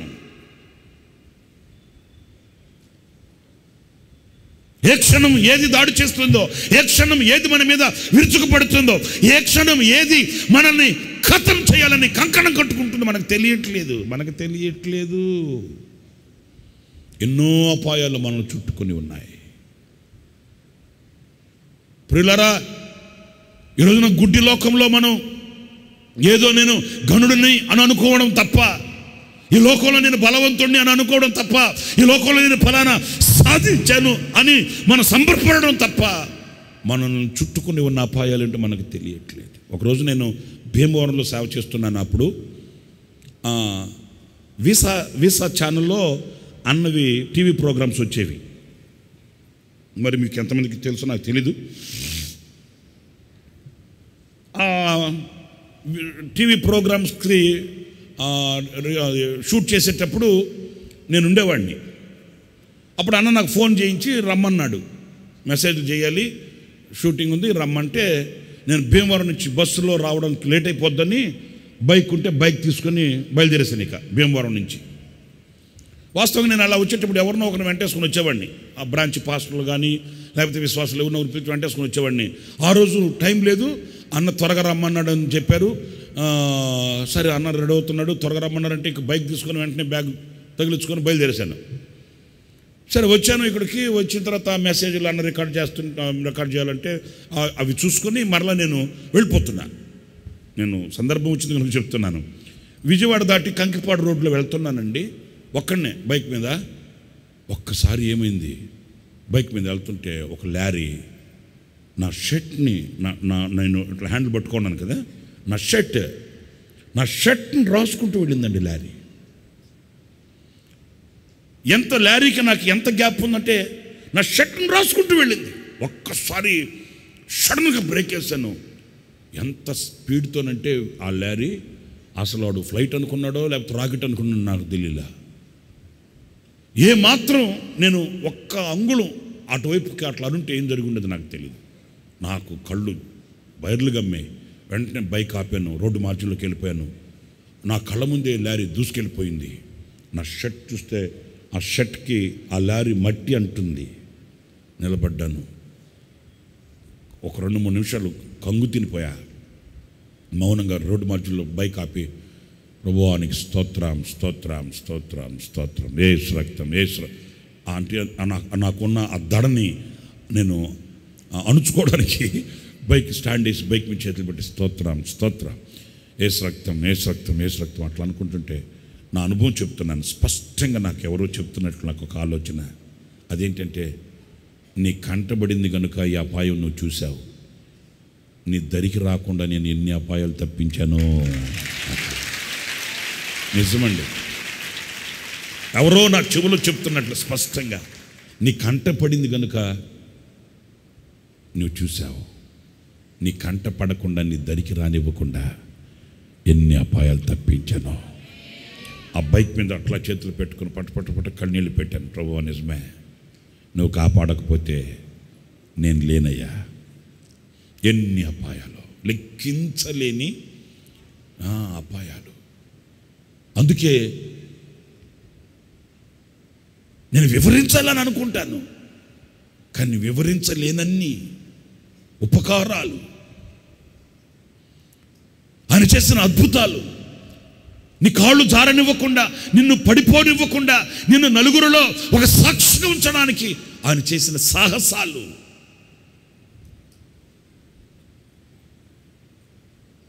మారవు నీ సాహస కార్యాలన్నిటికీ. మీరు ఆలోచించండి.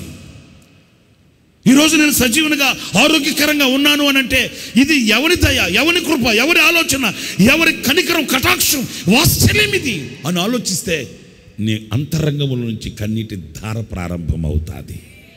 అంతే. కృతజ్ఞత కలిగిన వాని కనులు చెమ్మగిల్లక మానవండి. లెక్కించలేనన్ని ఉపకారాలు. ఎందుకంటే లెక్కించలేని అపాయాలలో నుంచి ఆయన తప్పించాడంట. ఇంకొక మాట కూడా త్వరగా చూడండి. ఆ మాట కూడా యోవేలు గ్రంథంలో ఉంటుంది, 1వ అధ్యాయం 6వ వాక్యంలో.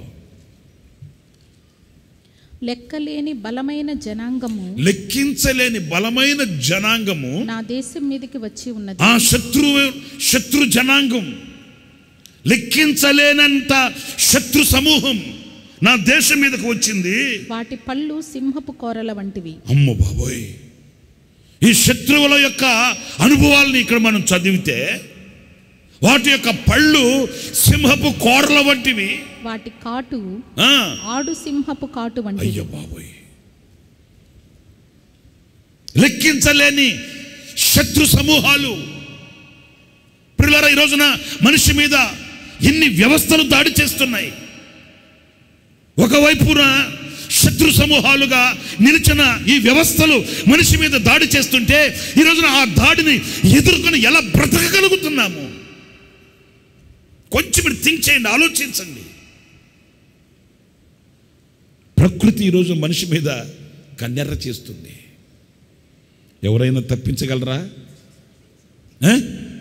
నా కళ్ళతో చూశానండి, మౌనంగా అలాగ నేను నివ్వెరపోయి అలాగ నిలిచిపోయాను. మొన్న మాకు ఫ్లడ్ వస్తే ప్రకృతిలో దేవుని ఆయుధాలు, దేవుని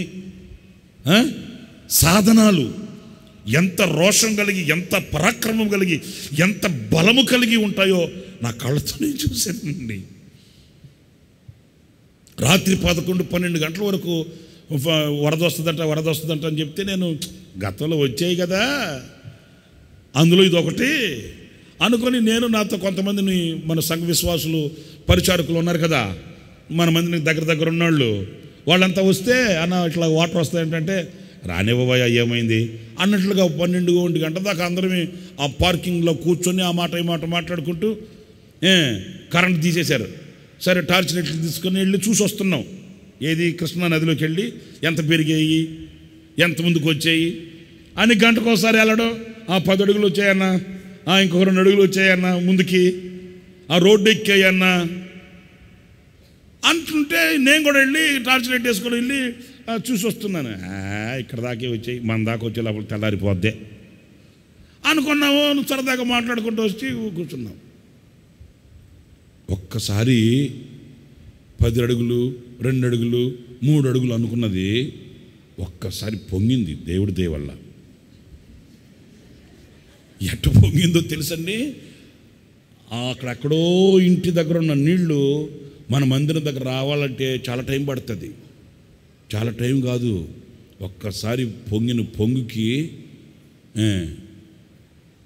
మేము చూసొచ్చి అక్కడ కూర్చున్నాం.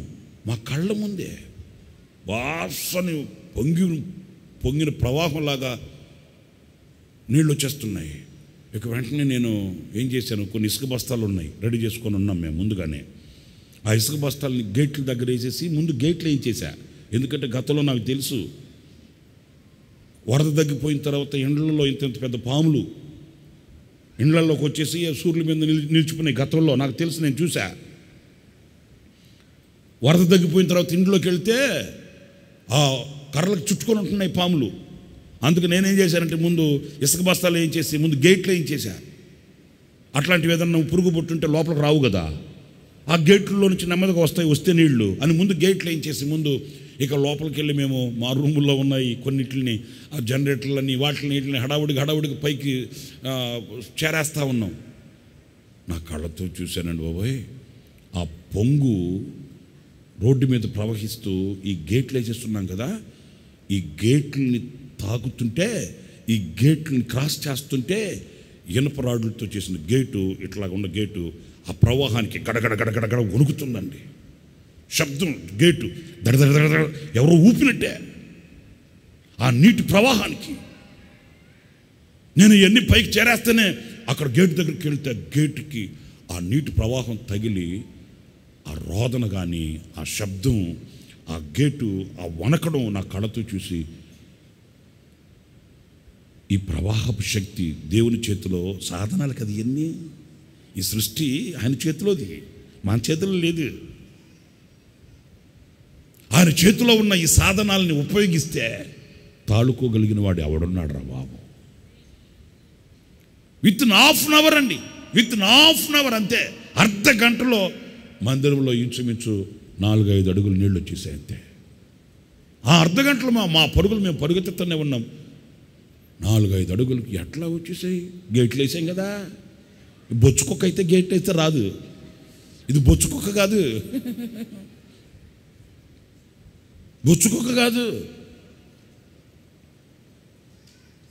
నేను ఈ ఖమ్మం దగ్గర నేను విన్నానండి, నాకు గుండె ద్రవించింది. ఖమ్మం దగ్గర అయితే 2 బిడ్డల్ని ఆ వరద పొంగులో 2 బిడ్డల్ని పైకి ఇట్లా ఎత్తుకొని తండ్రి ఆ బిడ్డల్ని కాపాడడానికి ప్రయత్నం చేసి బిడ్డల్ని కాపాడుకున్నాడు. ఆ వరదలోని తన ప్రాణాన్ని పోగొట్టుకున్నాడండి. 2 బిడ్డల్ని ఇట్లా చేత్తో పట్టుకొని ఆ బిడ్డల్ని గట్టుకు చేర్చుకోగలిగాడు. అదే వరదలో కొట్టకపోయాడు. ఎవరు తప్పిస్తారేంటి? ఎవరు కొన్ని శక్తి?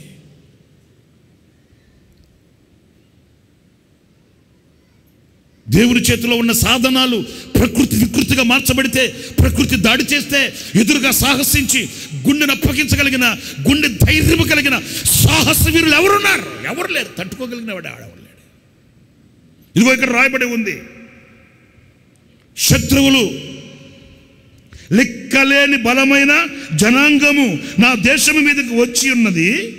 వాటి పళ్ళు సింహపు కోరల వంటివి, వాటి కాటు ఆడు సింహపు కాటు వంటిది. 7వ వాక్యం చదవండి. అవి నా ద్రాక్ష చెట్లను పాడు చేసి ఉన్నవి. వినండి జాగ్రత్తగా. ద్రాక్ష చెట్లు పాడు చేశాయి. నా అంజూరపు చెట్లు తుత్తునీలుగా కొరికి ఉన్నవి. బెరడు ఒలిచి వాటిని పారవేయగా చెట్ల కొమ్మలు తెలుపాయను.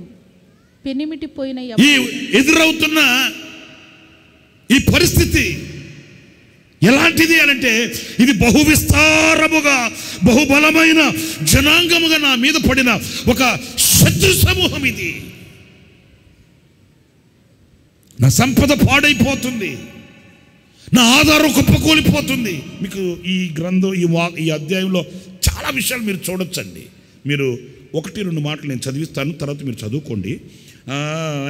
12వ వాక్యానికి రండి. ద్రాక్ష చెట్లు చెడిపోయెను. ద్రాక్ష చెట్లు చెడిపోయాయట. అంజూరపు చెట్లు వాడిపోయాయట. దానిమ్మ చెట్లును, ఈత చెట్లును, జల్దరు చెట్లును, తోట చెట్లన్నీ వాడిపోయిన. మరి అన్ని వాడిపోతే, అన్ని పాడైపోతే ఇక జీవనం ఏంటి? ఎలాగ బ్రతకాలండి? ఇప్పుడు ఒక దెబ్బ అయితే తట్టుకోగలుగుతాం. ఏదో ఒక శత్రువు అంటే ఓకే, ఇలాంటివి ఉంటాయిలే, లేకుండా ఎందుకు ఉంటాయిలే అని మనం త్వరదోసుకుని వెళ్ళిపోవచ్చు. ఇది అలా కాదే. జీవనాధారమైన వాటి మీద విరుచుకుపడితే ఎలా తట్టుకోవాలి, ఎలాగ బ్రతకాలి? కొందరు చెప్తుంటారు, అన్న దెబ్బ మీద దెబ్బ, దెబ్బ మీద దెబ్బ, దెబ్బ మీద దెబ్బ. నిజమే. ఏదో ఒక చెట్టు వాడిపోయిందంటే సరేలే మనం ఎలాగో మనం సంపాదించుకుందాం ఎలాగోనో అనుకోవచ్చు. ఇక మిగిలిదేముందండి, ఇక ఏం మిగలలేదు అన్నట్లుగా అన్నీ వాడిపోయి చెడిపోయి పాడైపోయి అవి కుళ్ళిపోతే ఇక జీవన విధానం ఎలాగ కొనసాగుతుంది? మీరు ఆలోచించండి. ఈ శత్రువుల యొక్క తాకిడి, ఈ శత్రువుల యొక్క ఆ వికృత రూపం అంతగా విరుచుకుపడుతుందంట. మీరు 16వ వాక్యం కూడా చదవండి. మనము చూచుచుండగా మన దేవుని మందిరములో ఇక సంతోషమును ఉత్సవమును నిలిచిపోయాయి, ఇప్పుడు లేవు. మన ఆహారం నాశనమైపోయింది. విత్తనము మంటి పెడ్డల క్రింద కుళ్ళిపోవచ్చున్నది. చాలా భయంకరమైన మాటలు ఉన్నాయండి.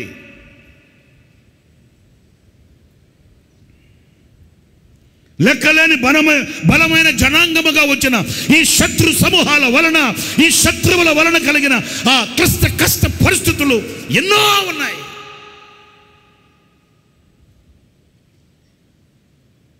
పంతొమ్మిదో వాక్యం కూడా చూడండి.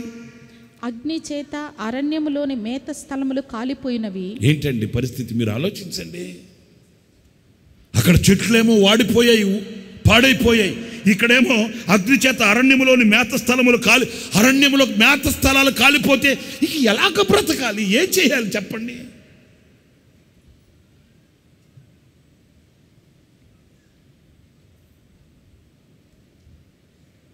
లెక్కించలేని బలమైన ఈ నాశనం, నేను చెప్పాను లెక్కించలేని ఆపదలు, ఇక్కడేమో లెక్కించలేని శత్రువులు, శత్రు సమూహాలు. అవి ఏవైనా కావచ్చు, ప్రకృతి కావచ్చు, మనుషులు కావచ్చు, పరిస్థితులు ఏవైనా కావచ్చు, లెక్కించలేనన్ని. అయితే ఇప్పుడు నేను మీతో చెప్పాలనుకున్న మాట ఏంటంటే, మీరు ఇన్ని పరిస్థితులు వచ్చినప్పుడు ఒకసారి మీరు 2వ అధ్యాయం ఇది చదువుకుంటూ వస్తే 2వ అధ్యాయం 19వ వాక్యంలో ఉన్న మాట చదవండి. మరియు యెహోవా తన జనులకు ఉత్తరమిచ్చి చెప్పినదేమనగా, ఇలాంటి పరిస్థితులు వచ్చినప్పుడు, ఇలాంటి పరిస్థితులు కలుగగా ఈ 2వ అధ్యాయం 19వ వాక్యంలో ఉన్న మాట ఏంటంటే, యెహోవా తన ప్రజలకు ఉత్తరం ఇచ్చి చెప్పినదేమనగా, ఇకను అన్యజనులలో మిమ్మును అవమానాస్పదముగా చేయక. చప్పట్లు కొట్టండి, గట్టిగా కొట్టండి. హల్లెలూయా, హల్లెలూయా, హల్లెలూయా. అన్యజనులలో మిమ్మల్ని అవమానాస్పదముగా చేయక మీరు తృప్తి పొందినంతగా నేను ధాన్యమును, క్రొత్త ద్రాక్షారసమును, తైలమును మీకు పంపించేదను. గట్టిగా చప్పట్లు కొట్టండి, గట్టిగా యేసయ్యకు స్తోత్రం చెప్పండి. అందుకే లెక్కించలేని మేలులు, ఉపకారములు. ఎందుకని లెక్కించలేనివి? వాటిలో వివరించాలనుకుంటున్నా నా ఊహకు అందవు. ఎందుకంటే లెక్కించలేని ఆపదలలో నువ్వు తప్పించవయ్యా, లెక్కించలేని శత్రువుల చేతిలో నుంచి నన్ను విడిపించి నాకు మరలా ఒక క్రొత్త బ్రతుకుని నీవు అనుగ్రహించవయ్యా. మా ఎడల నీకున్న తలంపులు బహు విస్తారములైనవి. హల్లెలూయా చెప్పండి, హల్లెలూయా, హల్లెలూయా. మరి ఆ లెక్కించలేనన్ని మేలులు, దీవెనలను గ్రహిస్తున్నావా?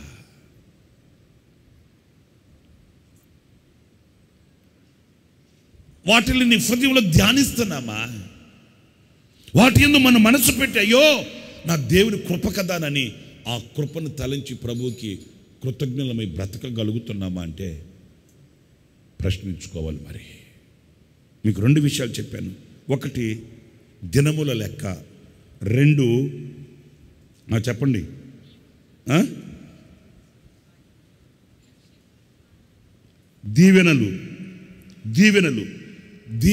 దీవెనలు లెక్క. దీవెనలు, లెక్కించలేని దీవెనలను మనం లెక్కించాలి. మన దినములను మనం లెక్కించాలి. ఇవి మనం లెక్కించి గ్రహించవలసిన విషయాలు 2 చెప్పాను. సరే, ఇంకొక 15 నిమిషాలు. ఆ 15 నిమిషాల్లో ఇంక 2 లెక్కించకూడనివి కూడా నేను చెప్పేసి ముగించేస్తాను. దావీదు పాలన. ఈ దావీదు పాలనలో దావీదు చేసిన ఒక అవివేకమైన పని మనం చాలాసార్లు తలంచుకుంటుంటాం, చెప్పుకుంటుంటాం. అందులో ఈ సందర్భానుసారంగా మనం ధ్యానిస్తే నేర్చుకోవడానికి ఒక పాఠం అందులో మనం తీసుకుంటే, మీరు చదవండి ఆ మాటని. దినవృత్తాంతాల మొదటి గ్రంథం 21వ అధ్యాయం మొదటి వాక్యం. తర్వాత సాతాను ఇశ్రాయేలునకు విరోధముగా లేచి, ఇశ్రాయేలీలకు సాతాను విరోధంగా లేచి ఇశ్రాయేలీలను లెక్కించుటకు దావీదును ప్రేరేపింపగా, దావీదును ప్రేరేపించిందంట. ఎవరు? సాతాను. అందరి నోళ్ళు తెచ్చి మాట్లాడండి. ఏ తాను? బాబు అనుకున్న వాళ్ళు కూడా మాట్లాడండి స్వామి. ఏ తాను? మీ తానా? నా తాను మాత్రం కాదు, నా తాను కాదు వాడు. మీ తానులో బిట్టేమో నాకు తెలియదు. వాడు ఎంత సుప్నాథుడంటే వాడు కుయుక్తికరమైన పనులు చెప్తాను వినండి. వాడు ఇశ్రాయేలీలకు విరోధంగా, వాడు టార్గెట్ ఎవరు? ఇశ్రాయేలీలు. సాతానుగాడు యొక్క టార్గెట్ ఎవరు? ఇశ్రాయేలీలు. వాడు టార్గెట్ పూర్తవడానికి, అంటే వాడి మనసులోని ఆలోచన నెరవేర్చుకోవడానికి ఇశ్రాయేలీయులకు విరోధంగా లేచి రాజైన దావీదుని ప్రేరేపించాడంట. ఇప్పుడు నేనేమంటానంటే, రే సైతానుగా, నీకు ఎవరి మీద కక్ష? ఇశ్రాయేలీల మీదండి. మరి వాళ్ళతో పోరాడుకోకపోయావా?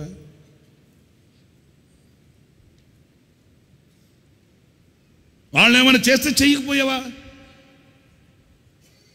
మరి దావీదు దగ్గరికి ఎందుకు వెళ్ళావురా అంటే, ఇప్పుడు జాగ్రత్తగా వినాలి. ఇశ్రాయేలీలకి కీడు రావాలనంటే ఎటువైపుగా రావాలి? ఇశ్రాయేలీలు పతనం అవ్వాలంటే ఈ పతనం ఏ దిశగా రావాలి? వాడికి బాగా తెలుసు, బాగా తెలుసు. వాడు ప్రవేశించడానికి ముఖద్వారాలు అడగడు పాపం. వాడు సైతాను కూడా మంచోడే. ఎంత తగ్గింపు అంటే వాడికి, సైతాను గాడికి, వాడెప్పుడు ముఖద్వారాలు అడగడు. నాకు గ్రీన్ మ్యాట్ వేయండి, నన్ను ఆహ్వానించండి, తప్పెట్లో తాళాలతో నన్ను తీసుకెళ్ళండి అని ఎప్పుడు అడగడాడు. వాడు ఎప్పుడు ముఖద్వారంలో నుంచి రాడు. వాడికి దొడ్డిదారిలో అంత అవకాశం ఇస్తే చాలాడికి, సైతాన్ గాడికి. మీరు ఆదివారం ఇక్కడికి బైబిల్ పట్టుకొని వచ్చి ఆత్మలు నింపబడి ఎగిరెగిరి ఆనందించి సంతోషించి గంతులేసి ఇంటికి వెళ్ళగానే నీ భర్తతో కొంచెం గొడవ పడితే చాలు, ఇంకెక్కువేం అడగడాడు. నీకు అర్థమైందా? మీరు ఇక్కడికి వచ్చి ముడిగట్టుకొని కూర్చొని వాక్యం విని ఇంటికి వెళ్ళిన తర్వాత మీ భార్య మీద గొడవ వేసుకుంటే చాలు, ఇంకేం అడగడాడు, ఏం అడగడు. నువ్వు ఎక్కడ బలహీనుడవో ఆ బలహీనతని వాడు ఏం చేస్తాడు? అవకాశంగా తీసుకుంటాడు. నువ్వు దేనిలో శక్తిహీనుడవో, నువ్వు దేనిలో బలహీనుడవో, దేనిలో నువ్వు నిలబడలేవో అదే వాడికి అవకాశం. అందుకే పరిశుద్ధుడైన పౌలు అన్నాడు, నేను ఎప్పుడు బలహీనుడనో నేను అప్పుడే బలవంతుణ్ణి. నా బలహీనతల యందు ఆయన శక్తి పరిపూర్ణమై ఉంటుంది. నేను వాడికి లొంగను. వాడు అనుకుంటాడు నా బలహీనతని, కానీ ఆ బలహీనతలలో నా దేవుని శక్తి పరిపూర్ణమై ఉంటుంది నా ఎడల. ఎప్పుడు మనము ఆ బలహీనతల యందు దైవశక్తి గలవారమై ఉండాలి. నేను నిలబడలేనండి, నువ్వు నిలబడలేవు తెలుసు, కరెక్టే. కానీ ఏ విషయంలో నీవు నిలబడలేవో అక్కడ దైవశక్తి పొందుకోవాలి. అక్కడ దేవుని శక్తి పరిపూర్ణం కావాలి నీ ఎడల. ఎక్కడ నీవు శక్తిహీనుడవై బలహీనుడవై పలుమార్లు విశ్వాసహీనుడవై దేవునికి దూరం అవుతున్నావో ఆ పరిస్థితిని దేవునికి అప్పగించి అక్కడ శక్తి పొందుకోవాలి, దైవ కృపను పొందుకోవాలి. దావీదును ప్రేరేపించాడంట. దావీదు ప్రేరణ ఇప్పుడు ఎలాగయింది, ప్రత్యక్షమైందంటే ఇప్పుడు యోవాబును పిలిచి అంటాడు దావీదు, ఒరేయ్ ఇశ్రాయేలీలలో నాకు లెక్క కావాలి, ఎంతమంది యోధులు ఉన్నారు, ఎంతమంది సైన్యం ఉంది, ఎంత మనకు బలగం ఉంది, మన శక్తి ఏంటి, మన బలం ఏంటి, మన బలగం ఏంటో నాకు లెక్క రాసుకుని వచ్చి చెప్పు. అది చెప్పింది. 2 విషయాలు మనం లెక్కించవలసిన విషయాలు చెప్పాను, మరి 2 విషయాలు లెక్కించకూడని విషయాలు చెప్తున్నాను, వినండి. మనకు ఆ తారతమ్యం తెలియకపోతే లెక్కించవలసిన వాటిని లెక్కించము, లెక్కించకూడని వాటిని లెక్కించుకుని శాపాన్ని తెచ్చిపెట్టుకుంటాం. ఇట్లాగే యోవాబు అంటాడు, ఇప్పుడు రాజా మనము మన శక్తిని, మన బలాన్ని, మన బలగాన్ని, మన ఈటెలు, డాళ్ళు, కత్తులు ఇవన్నీ మనం చూసుకోవాల్సిన అవసరం లేదు కదా.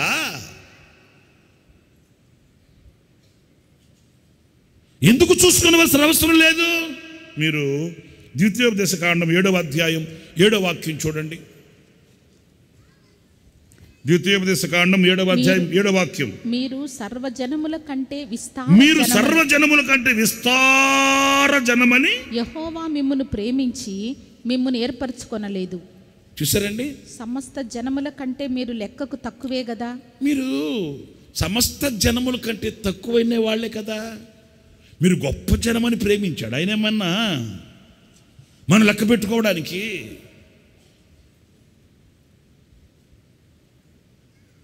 ఆమె ఎవరో ఒక ఆమె వచ్చి యేసన్న గారిని అడిగిందంట, ఏమండి యేసన్న గారండి, స్తోత్రాలండి, వందనాలండి, గ్లోరీ అండి అనిందంట. మరి అన్ని నువ్వే చెప్పేస్తే ఇంక నేనేం చెప్పేదమ్మా అన్నాడంట అన్న.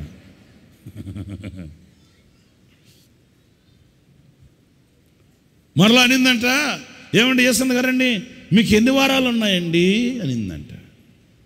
మనమైతే ఏంటి ఎప్పుడు మనం అనుకోకుండా ఈ ప్రశ్న అడిగింది ఏంటి, అయ్యో బాబోయ్ ఎక్స్పెక్ట్ చేయలేదు, మనము ఏం చెబుదాం అనుకునేవాళ్ళమే. ఆయన అట్లా ఆలోచించాల్సిన అవసరం లేదుగా.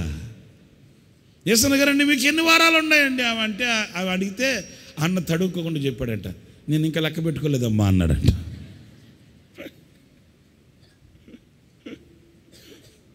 ఆయన మాటలన్నీ అట్లాగే ఉంటాయి. నేను ఇంకా లెక్క పెట్టుకోలేదమ్మా అన్నాడంట. సున్నితంగా, సులాయసంగా, సులువుగా చెప్పేస్తాడు. మరి ఆ మహానుభావుడికి ఇచ్చిన దైవ జ్ఞానం అది. మంచిర్యాల అనే చోట మేము మహాసభలకు వెళ్ళాము. మంచిర్యాలలో మేము ముందు వెళ్ళిపోయాం, రన్నింగ్ టీము. మేము వెళ్ళిపోయి మొత్తం ఏర్పాటు చేసేసుకుంటున్నాం, స్టేజ్ లైటింగ్ అదంతా. ఆయన జ్ఞానం గురించి చెప్తున్న ఒక మాట, సందర్భం వచ్చింది కనుక. సరే అన్న ట్రైన్లో వస్తాడు, మేము వెళ్ళిపోయి రెడీ చేసుకుంటున్నాం. ఆ మీటింగ్ పెట్టించే ఆయన అడావుడు ఎట్టుందంటే, ఇక అక్కడ ఏర్పాట్ల గురించి కానీ, ఏర్పాట్లు చేసే మమ్మల్ని కానీ అసలు ఆయనకి పట్టించుకోవట్లే. ఆయన ఎంతసేపటికి బ్యాడ్జీలు చేయించుకోవడము, టై, షూటు, బూటు, ఆయన అడావుడు అట్లా ఉంది. సరే ఆ లైటింగ్ వేసి లైట్లు కడతాం కదా, ఆడు జనరేటర్ తీసుకుని వచ్చి స్టేజ్ పక్కన పెట్టాడు. అప్పుడు సౌండ్ ప్రూఫ్లో ఏం లేవు కదా, బర్రని సౌండ్ జనరేటర్. సరే నేనే చూసుకుంటున్నాను అవన్నీ. విసలన్న వచ్చి తెనాలికి ట్రాన్స్ఫర్ చేసేసారు అన్న, రన్నింగ్ టీంలో నుంచి తెనాలికి పంపించారు విసలన్నని. ఇంక నేను ఒక్కడనే ఉన్నాను, పిల్లలు తీసుకుని వెళ్ళి నేను చూసుకుంటున్నాను. సరే ఇక లైట్లు కట్టేస్తే జనరేటర్ ఆన్ చేస్తే స్టేజ్ మీద మన మాట మనకేమి అర్థం కావట్లే. ఆ లైటింగ్ అతన్ని పిలిచి, ఏమంటే జనరేటర్ ఇక్కడ పెట్టకూడదు, ఇంత సౌండ్ ఇక్కడ ఉంటే ఎట్లా కుదురుతుంది, కొంచెం దూరంగా పెట్టండి అంటే ఆయన అన్నాడు, అబ్బాయ్, నేను చాలా చిన్న పిల్లలు ఉన్నప్పుడు ఆయన అన్నాడు, అబ్బాయ్ ఇన్ని చేసి ఉంటాం ప్రోగ్రామ్స్ ఇక్కడ. ఆయన జనరేటర్ అతను, వాడికి ఏం తెలుసు మన సంగతి. ఆయన నన్ను, అబ్బాయ్ ఇన్ని చేసి ఉంటాం ఇక్కడ ప్రోగ్రామ్స్, ప్రతి ప్రోగ్రాంకి ఇక్కడే మేము పెట్టేది, నువ్వు కొత్తగా చెప్తున్నావు మాకు అన్నాడు. అయ్యా నువ్వు ఇన్ని చేసి ఉండొచ్చు అయ్యా, నేను కాదనట్లేదు, మాకు అది కుదరదు, సౌండ్ వచ్చేస్తుంది, కొంచెం దూరంగా పెట్టమంటే లెక్క కూడా చేయలే ఆయన. సరే ఈ మీటింగ్ పెట్టించిన ఆయన ఉన్నాడు కదా, ఆయనకన్నా చెప్తా ఉంటే ఆయన ఆడున్నాడు. ఆయన ఎంతసేపటికి బ్యాడ్జీలు, జెండాలు, ఆయన షూటు, ఆయన కోటు, ఆయన అసలు మన చేతికి దొరకట్లే. సరే వచ్చాడు, 2 సార్లు చెప్పా ఆ మీటింగ్ పెట్టించిన ఆయనకి, పాస్టర్ గారండి ఇక్కడ జనరేటర్ పెట్టాడు, ఆయన వినట్లేదు అంటే అసలు ఆయన దృష్టికి నేను అసలు లెక్క కూడా లేను. ఎందుకంటే మాసిపిన బట్టలు ఒకటి వేసుకొని ఆ లైట్లు కట్టుకొని వైర్లు చుట్టుకొని అట్లా ఉంటుంది. ఆయనకేం తెలుసేంటి? అట్లాగా అట్లాగా అట్లాగా అట్లాగా అలాగలగలగా అంటున్నాడు. సరే ఏం చేస్తాం, మన ఊరు కాకపోయా. సరే ఇక నేను మనం వాళ్ళు వినకపోతే మనం ఏం చేస్తామండి. సరేనని ఇంకా చెప్పడం మానేసుకున్నాను. అన్న ట్రైన్ దిగాడని తెలిసింది. ఇక్కడి నుంచి ఒక కారు నిండా 2-3 కార్లు వేసుకుని వెళ్ళారు వీళ్ళు. అన్నను కలిసి అన్నను హోటల్కి తీసుకెళ్లారు. ఇక మన గ్రౌండ్లోకి రాలాయన, ఇంకా ఆయన అన్నతో పడిపోయాడు. ఇక మేమేం చేస్తుంది, మీటింగ్ స్టార్ట్ చేసుకొని పాటలు పాడుతాం. స్టేజ్ పక్కనే జనరేటరు బర్ర అంటుంది. ఇక్కడేమో పాటలు పాడుకుంటున్నాం. సరే అయిపోయిందా, ఏసన్న గారి ట్రీట్మెంట్ ఎట్లుంటుందో చెప్తున్నాను. అన్న కారు వచ్చింది. అప్పుడు మేము మీటింగ్ స్టార్ట్ చేసి పాటలు పాడుతూ ఉన్నాం. నేను అక్కడ కూర్చొని తబలా ప్లే చేసుకుంటున్నాను. అన్న కారు వచ్చింది. అన్న కారు వెనకాల 3-4 కార్లు. ఇది మన సీఎం గారి కారు పోతుంటే కాన్వాయ్ వస్తుంది కదా, అట్లా బిల్డప్ వీళ్ళు. ఆయనకు అసలు అంటేనే ఇష్టపడ్డాడు ఆయన. ఇంకా అన్న కారు వెనకాల 4-5 కార్లు వేసుకుని దుమ్ము రేపుకుంటూ వచ్చారు గ్రౌండ్లోకి. రండి దుమ్ము దులుపుతారు రండి అనుకున్నాను నేను కూడా. వచ్చారు. అన్న వచ్చి అక్కడ కూర్చొని కుర్చీలు వేస్తుంటే ఆ స్టేజ్ పక్కన ఒక కుర్చీలో కూర్చొని మోకాళ్ళ మీద బైబిల్ పెట్టుకొని కళ్ళు మూసుకొని ఇట్లాగా ప్రార్థన చేసుకుంటున్నాడు. ఇప్పుడు నేను అన్నకి చెప్పాలి కదా. ఇప్పుడు అన్న మెసేజ్కి వచ్చిన తర్వాత బర్ర అంటుంటాడు. రే ఏం చేస్తున్నారు అంటాడు కదా. ఇంకా అందుకని పాట అయిపోయింది. ఇంకొక అబ్బాయి పిలిచి క్యాసెట్లు వాటి గురించి చెప్తా ఉండు, నేను అన్నతో ఒక మాట మాట్లాడేసి వస్తానని చెప్పి ఆ తబలా దగ్గర నుంచి నేను లేచి వెళ్ళి అన్న మౌనంగా ప్రార్థన చేసుకుంటే చెవు దగ్గరికి వెళ్ళి అన్నా అన్నాను. ఏంటి అంటే, అన్నా జనరేటర్ స్టేజ్ పక్కన పెట్టారు వీళ్ళు, నేను 4-5 సార్లు చెప్పాను, ఆయన పట్టించుకోలేదు, ఈ మీటింగ్ పెట్టించడం ఆయన పట్టించుకోలేదు అన్నా అన్నాను. అన్న అలా చూసి నన్ను, ఈ మీటింగ్ పెట్టించిన ఆయనతో చెప్పావు నువ్వు అన్నాడు. 2 సార్లు చెప్పానన్నా, ఏం పట్టించుకోలేదన్నా అన్న. ఆయన ఎక్కడున్నాడు? యేసన్న గారు పక్కన కూర్చొని ఉన్నాడు. ఆయన టై వేసుకొని పౌడర్ గట్ర కొట్టుకొని ఫోటోకి స్టిల్ పక్కన కూర్చొని ఉన్నాడు. ఇటువైపు నేను నిల్చొని అన్న చెవులు చెప్పా. ఆయనతో చెప్పావా అన్న? 2 సార్లు చెప్పాను. ఏమన్నాడు? పట్టించుకోలేదన్న. వెంటనే అన్న నన్ను వదిలిపెట్టి ఆయన వైపు తిరిగి, పాస్టర్ గారు ఆ జనరేటర్ తీసుకుని వెళ్ళి స్టేజ్ మీద పెట్టిపో అన్నాడు. అంటే ఆయన ఉన్న దిమ్మలో ఆయనకి ఏమర్థం కాక అట్లాగే నన్ను పెట్టేసి వస్తానని వెళ్తున్నాడు.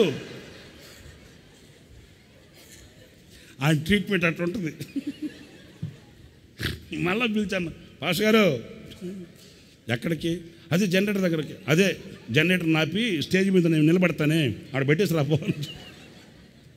ఆయనకి ఏమర్థం కాక అట్లాగనే వెళ్తున్నాడు.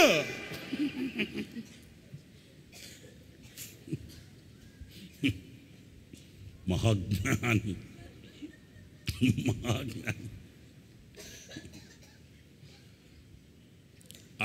మా పాస్ గారు పిలిచి మొత్తం ఆఫ్ చేయించి ఆ జనరేటర్ని అక్కడి నుంచి తీసి వెనక దూరంగా పెట్టినంత వరకు లెగల అన్న. ఆఖరిలో ఆ పాస్ గారు అంటాడు నన్ను, బెదరో బలు పనిచేసావు బెదరు, నేనేం చేశాను, నువ్వు కదా చేసుకుంది. వాళ్ళ విచిత్రంగా ఉంటాయి. తడుకోకుండా చెప్తాడు కొన్ని సందర్భాలు, తడుకోకుండా చెప్తాడు. దైవ జ్ఞానం అది, మామూలు జ్ఞానం కాదు. 98వ సంవత్సరం నా మనసులో నా బుర్రలో ఇన్ని ఉన్నాయి, మర్చిపోయినాయి. 98వ సంవత్సరంలో సఫీల్గూడలో మీటింగ్లు ఏర్పాటు చేస్తే పగలు పాస్టర్స్ కాన్ఫరెన్స్ పెట్టారు. ఇంచుమించు ఒక 1500 మంది వచ్చి ఉంటారండి సికింద్రాబాద్లో, సఫీల్గూడలో. సరే పాస్టర్స్ కాన్ఫరెన్స్లో అన్న మాట్లాడాడు. నీ శిష్యులు చేతగాని వారైరి అనే సబ్జెక్ట్ అనే వాక్యం చెప్పారు. నాకు బాగా గుర్తు. ఆయన చెప్పిన ప్రసంగాలు, ఆయన చెప్పిన మాటలు ఏవి మర్చిపోను నేను, ప్రింట్ అయిపోయాయి. నీ శిష్యులు చేతగాని వారైరి అనే మెసేజ్ చెప్తే నా కళ్ళతో చూశానండి. ఇంచుమించు వచ్చిన పాస్టర్స్ అందరూ వాళ్ళు కూర్చున్న కుర్చీలు పక్కకు నెట్టి నిలువు మోకాళ్ళు వేసి ఎక్కుళ్ళు పెట్టి ఏడ్చారండి. నిజమే, మేము పరిచర్య చేస్తున్నాం, కానీ ఆ పరిచర్యలో అభివృద్ధి లేదు, చేతగాని వాళ్ళం అయిపోయాము. పశ్చాత్తాపడి కన్నులు పెట్టి గగ్గోలు పెట్టి ఏడ్చారు. అలాంటి ఆత్మకార్యాలు జరిగాయి. సరే అయిపోయిందా అన్న ఆశీర్వాదం ఇచ్చేసిన తర్వాత మళ్ళీ వాళ్ళలో కొంతమంది ఏమన్నారంటే యేసన్న గారండి మీ అనుభవాల్లో నుంచి కొన్ని మేము ఆలోచనలు తీసుకోవాలనుకుంటున్నాం, మాకున్న ఆ సమస్యలు మీకు చెప్తాము, మీరు ఒక చిన్న ఆలోచన చెప్పండి అని వాళ్ళు అడిగితే మరలా అన్న కూర్చేసుకుని కూర్చున్నాడు. కొందరు లేచి అడుగుతున్నారు, అన్న ఇట్లాగా నేను పరిచర్య చేస్తున్నాను కానీ నా పరిచర్యలో ఇలా ఒడిదుడుకులు ఉంటున్నాయి, మరి దాన్ని ఎలాగ నేను సాల్వ్ చేసుకోవాలి అట్లాంటి అన్న కొన్ని ఆలోచనలు చెప్తున్నారు. బ్రదర్ అలాంటి పరిస్థితుల్లో నువ్వు ఇలా చేయాలి, నువ్వు కోపడకూడదు, అధైర్యపడకూడదు అని వాళ్ళకి ఆలోచించావు. అంత అయిపోయింది. ఇక అప్పటికే ఇంచుమించు 3:30 అయిపోయింది. ఇక భోజనం టైం అయిపోతుంది, అన్న విసిగించకూడదు, వెళ్ళిపోదాం అట్లని అందరు లేచి వెళ్తుంటే అన్న వెనకాల ఇంచుమించు పాస్టర్స్ చాలామంది ఉన్నారు. అన్న బ్యాగ్ పట్టుకుని నేను చాలా కొంతమంది మేము సేవకులు ఉన్నాం. ఒక అబ్బాయి పోకిరోడు ఉన్నట్టున్నాడు, ఎదురుగా వచ్చి ఏమన్నా యేసన్న గారు ఆగండి, నేను ఒక ప్రశ్న అడుగుతాను సమాధానం చెప్పండి అన్నాడండి. ఏది 3:30 అయిపోయింది అప్పటికే. వాడు అది కూడా గర్వంగా వచ్చి అన్న నాపి ఒక ప్రశ్న అడుగుతాను సమాధానం చెప్పండి అన్నారు. వెంటనే అక్కడ ఉన్న పాస్టర్లు ఒక 2-3 వెళ్ళి హే పక్కన అని చేపట్టుకుని లాగకపోతే ఈ పిల్లడు ఎగబడి ఏంటి లాగుతారండి, చేపట్టుకుంటారండి మీరు, నాకు ఒక ప్రశ్న అడుగుతాను అన్నాను, తప్పేమన్నాను ఇప్పుడు అని ఎగబడుతున్నాడు.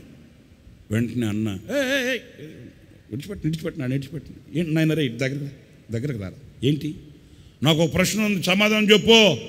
అట్లాగేనండి స్టన్ అయిపోయారు అందరూ. దైవజనుడు ఇట్లా మాట్లాడుతున్నాడు ఏంటి పిల్లడు అని అలాగని వెంటనే అందరూ ఆశ్చర్యంగా చూస్తున్నారు. వెంటనే అన్న అన్నాడు, ఏంటి తమ్ముడు, ఏంటిరా ఏంటి, అదే ఉద్యోగం చేసుకుంటూ సేవ చేయకూడదా, ఉద్యోగం చేసుకుంటూ సేవ చేస్తూ తప్ప అన్నాడు. అందరూ ఆశ్చర్యంగా వింటున్నారు. ఇప్పుడు ఏం చెప్తాడు యేసన్న గారు, ఎందుకంటే ఆడు తప్పనిసరిగా ఒక రెఫరెన్స్ పట్టుకొని ఉంటాడు. ఆడు ఏంటి, అపోస్తలుడైన పౌలు డేరాలు గుట్టుకుంటూ పరిచర్య చేయలేదా, ఒకరికి భారంగా ఉండకూడదని, మరి ఇప్పుడు మేము పరిచర్యలు చేసుకుంటూ ఉద్యోగం చేసుకోకూడదా అని ఆడు ఆల్రెడీ ప్రిపేర్ అయ్యి వచ్చేసి ఉంటాడు. అందరికీ తెలిసిందే. ఇప్పుడు అన్న యేసన్న గారు ఏ సమాధానం చెప్తాడు, ఆశ్చర్యంగా చూస్తున్నారండి. నిజంగా దైవజ్ఞానం అంటే అది విశేషమైంది, ప్రత్యేకించబడిందండి. ఇప్పుడు యేసన్న గారు ఏ రెఫరెన్స్ చెప్తాడు, ఏ బైబిల్ తీయమంటాడు, ఏంటి సంగతి అన్న సులువుగా, ఆయన ఏం పెద్దగా ఏమీ ఇది అవ్వలేదండి, సులువుగా పక్కన నవ్వి ఆ తమ్ముడు, నాకు ఇప్పటికీ ఆ సీన్స్ నా కళ్ళ ముందు ఉన్నాయండి. ఆ తమ్ముడు భుజం మీద చెయ్యేసి దగ్గరికి లాక్కొని భుజం మీద చెయ్యేసి, తమ్ముడు నాకు 17 సంవత్సరాల వయసు అప్పుడు దిగా ఈ ఫీల్డ్లోకి, ఇట్లాగే చెప్పాడు అన్న. నాకు 17 సంవత్సరాల వయసు అప్పుడు దిగా ఈ ఫీల్డ్లోకి.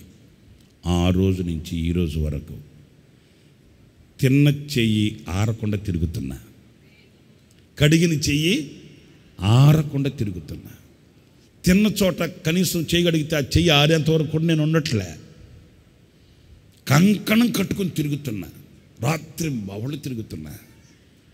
ఇంత సేవ నేను చేస్తున్నప్పటికీ కూడా నా గుండెల్లో ఏదో వేదన.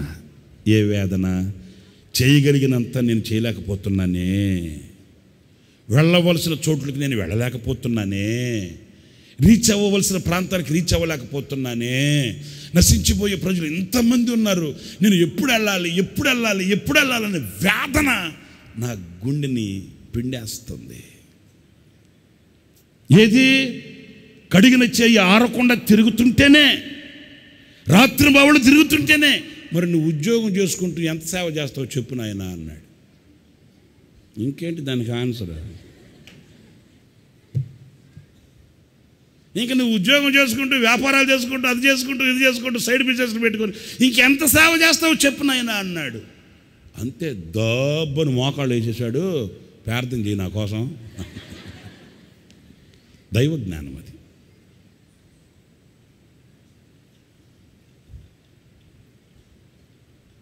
ఏ సందర్భంలో తగ్గాలి, ఏ సందర్భంలో మాట్లాడాలి, ఏ సందర్భంలో మనం ఎలా దైవ కృపను చూపించాలి, ఏ సందర్భంలో ఎలా ఆ దైవ శక్తిని ప్రదర్శించాలి, ఎలాగా మనం ఎదుటి వారిని క్రీస్తు కొరకు సంపాదించాలి, దైవ జ్ఞానం అది. స్తోత్రం. వచ్చి అడిగిందంట, ఎన్ని యేసన్న గారండి మీకు ఎన్ని, ఏంటది ఎన్ని వారాలు ఉన్నాయండి అంటే తడుకోకుండా చెప్పాడట. నేను గనకైతే మనం గనకైతే నాకా రాసుకో, స్వస్థత వారం, కొంపలు కూల్చే వారం, కాళ్ళెర కొట్టే వారం, ఇవన్నీ చెప్పేవాళ్ళమే. కానీ ఆయన అట్లా అనలా. ఆయన అన్నాడట, నేను ఇంకా లెక్క పెట్టుకోలేదమ్మా. ఆమెనిందంటే నాకు 13 ఉన్నాయండి, ఆమెకు 13 ఉన్నాయంట. బైబిల్లో ఉండేది ఎన్ని? మరి మిగతా ఎవడిచ్చారు? వాడే ఇచ్చుంటాడు. వాడే కర్రోడు ఉన్నాడు, ఒకడు ఉన్నాడుగా, ఆడిచ్చుంటాడు. ఇప్పుడు దావీదు యోవాబు చెప్తానే ఉన్నాడు, అయ్యా మనం లెక్క పెట్టుకోవాల్సిన అవసరం మనకి ఎందుకు వచ్చింది అయ్యా?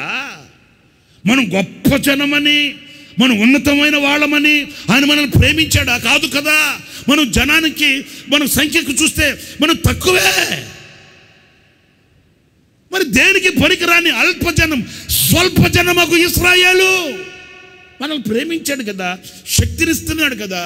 మనం ఎందుకు మన శక్తిని, మన భక్తిని, మన బలాన్ని, మన ధనాన్ని, మన జనాన్ని మనం లెక్క పెట్టుకోవాల్సిన అవసరం ఏముందయ్యా? దావీదు ఒప్పుకోలేదండి. మీకు చరిత్ర తెలుసు కనుక నేను ముగిస్తున్నాను. దానివలన దావీదు ఏం తెచ్చుకున్నాడు? ఆశీర్వాదం తెచ్చుకున్నాడా, లేకపోతే శాపాన్ని తెచ్చుకున్నాడా? శాపం తెచ్చుకున్నాడు. ఎందుకంటే లెక్కించకూడని వాటిని లెక్కించుకోవడం. మనం లెక్కించుకోవలసిందేంటి? మన దినములను మనం లెక్కించుకోవాలి. ఆయన ఆశ్చర్యమైన కార్యములను మనం లెక్కించగలిగిన వివేకం కలిగిన వారమై, ఆ లెక్కకు మించిన కార్యములను బట్టి మనం ఆయనకు స్తుతి చెల్లించవలసిన వారం. మన శక్తిని, మన భక్తిని, మన సామర్థ్యతని, మన స్థానాన్ని మనం లెక్కించుకోకూడదని వాక్యం సెలవిస్తుంది. 3 విషయాలు చెప్పాను. ఆఖరిది ఇంకొక మాట ఏంటంటే, మీరు చూడండి, సంఖ్యాకాండం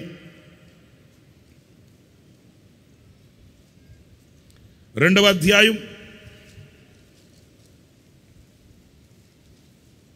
33వ వాక్యం. అయితే యెహోవా మోషేకు ఆజ్ఞాపించినట్లు లేవీలు ఇశ్రాయేలీలలో తమ్మును లెక్కించుకొనలేదు. చాలండి. ఇక్కడ మనం నేర్చుకోవలసిన ఒక చక్కటి పాఠం ఏంటంటే, లేవీయులంట ఇశ్రాయేలీయులతో తమ్మును లెక్కించుకోలేదంట. మీరు తర్వాత ఇంటికి వెళ్ళిన తర్వాత మీకు ఓపికంటే కాస్త మీరు మొదటి అధ్యాయం దగ్గర నుంచి చదువుకుంటూ వస్తే అక్కడ జనసంఖ్య మీకు కనిపిస్తూ వస్తుంది. ఒక్కొక్క గోత్రం యొక్క జనసంఖ్య ఇంత అంత ఇంత అంత అని రాసుకుంటూ వస్తాడు. నేను సబ్జెక్ట్లో ఈ సందర్భానుసారంగా నేను మీకు జ్ఞాపకం చేసే మాట ఏంటంటే, ఈ 33వ వాక్యంలో చదివితే ఈ లేవీయులు మాత్రం ఇశ్రాయేలీయులతో తమ్మును తాము లెక్కించుకోలేదంట. అంటే వీళ్ళు వాళ్ళతో ఎందుకు లెక్కించుకోలేదు? మీకు ఉదాహరణకి సరదాగా మీకు అంటే ఒక దృశ్య రూపకంగా చెప్తాను. ఏ తమ్ముడు, రోయ్ బాబు మీరు రా, నువ్వు లేచిరా, నువ్వే లేచిరా, ఓకే, ఆ వెనకున్న అబ్బాయి రాజు లేచిరా, ఆ పక్క నుండి అబ్బాయి లేచిరా, అదా లేచిరా త్వరగా. ఓ అమ్మా, పర్వతం లేచినట్లు లేచాడు రా బాబా, రా నా పక్కన నిలబడుకోండి, నువ్వు కూడా రా, నిల్చో. ఇదిగో ఒక జనసంఖ్య అనుకోండి, ఊరికే ఫర్ ఎగ్జాంపుల్ చెప్తున్నాను, మీకు కళ్ళతో చూస్తే ఇంకా బాగా ప్రింట్ అయిపోద్ది కదా వినేదానికంటే కూడా. ఇప్పుడు వినండి. ఇప్పుడు ఒక జనసంఖ్య ఉంది, వీళ్ళంతా ఆయన సొత్తైన ప్రజలే, ఆయన స్వాస్థ్యమే. వీళ్ళంతా ఇశ్రాయేలు ప్రజలు అనుకోండి, గోత్రాలు ఉన్నాయి కదా. మీరు మొదటి అధ్యాయం దగ్గర ఇంటికి వెళ్ళిన తర్వాత చదువుకోండి, ఇప్పుడు కాదు, నేను చెప్పేది వినండి. ఈ గోత్రాల ప్రజలంతా ఉన్నారు కదా. లేవీయులు అనే సంఖ్య అనే తెగని అనే ప్రజల్ని నన్ను పోల్చుకోండి. ఇప్పుడు ఈ లేవీయులంట వీళ్ళతో కూడా వీళ్ళని లెక్కించుకోలేదంట. అంటే వీళ్ళు ఒక గుంపు ఉన్నారు, వీళ్ళు ఒక సంతతి ఉన్నారు, ఇదొక తెగ, ఇదొక తెగ, అదొక తెగ. సహజంగా మనిషి స్వభావం ఎలా ఉంటుందంటే, నలుగురిలో నిలబడినప్పుడు ఏ దానిలో నేను తక్కువ కాకూడదు. అవును కదండి? అవునా కాదా మహిళా మండలి? అమ్మా స్త్రీలు చెప్పండి. ఒక పెళ్ళికి వెళ్తున్నాం అనుకో, మీకు అర్థమైపోయింది, నవ్వుకుంటున్నారు మీరు. ఇంకేం చెప్తాం? పెళ్ళికి వెళ్ళేటప్పుడు మనకు లేకపోయినా పక్కింటి వాళ్ళ దగ్గరికి వెళ్ళి ఎందుకు ఈ ప్రయాస? నలుగురిలో నిలబడినప్పుడు వాళ్ళకంటే నేను తక్కువగా ఉండకూడదు కదా, ఒక ఆకు ఎక్కువే ఉండాలి అంతే.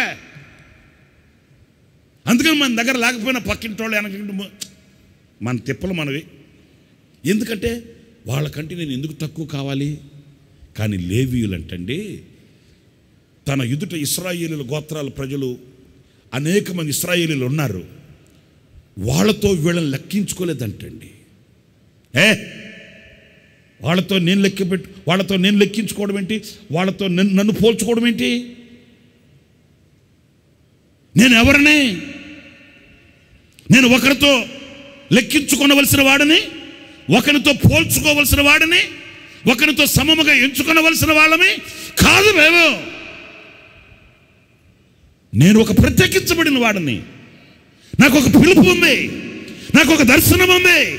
మేము ఏర్పరచబడిన వారమై, ప్రతిష్ఠింపబడిన వారమై, ఒక గోత్రముగా మేము ప్రత్యేకత కలిగిన ప్రజలు నేను ప్రత్యేకించబడిన వారమై ఉండి వాళ్ళతో మేము లెక్క పెట్టుకోవడం ఏంటి? వాళ్ళతో మేము లెక్కించుకోవడం ఏంటి?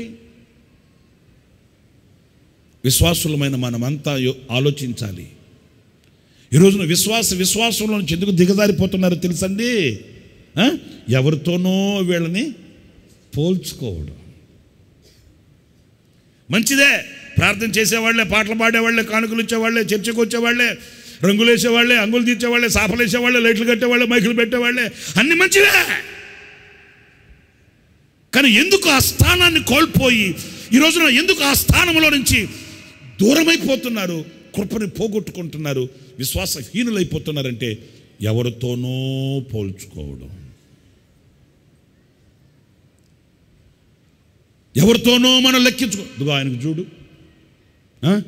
ఆయనకి కాటన్ లాల్చి ఉంది. ఏం లాల్చి? ఫర్ ఎగ్జాంపుల్ చెప్తున్నానండో, ఆయనకి కాటన్ లాల్చి ఉంది, నాకేంటి ఈ ముడత లాల్చి కదా. ఎవరితో పోల్చుకున్నాడు?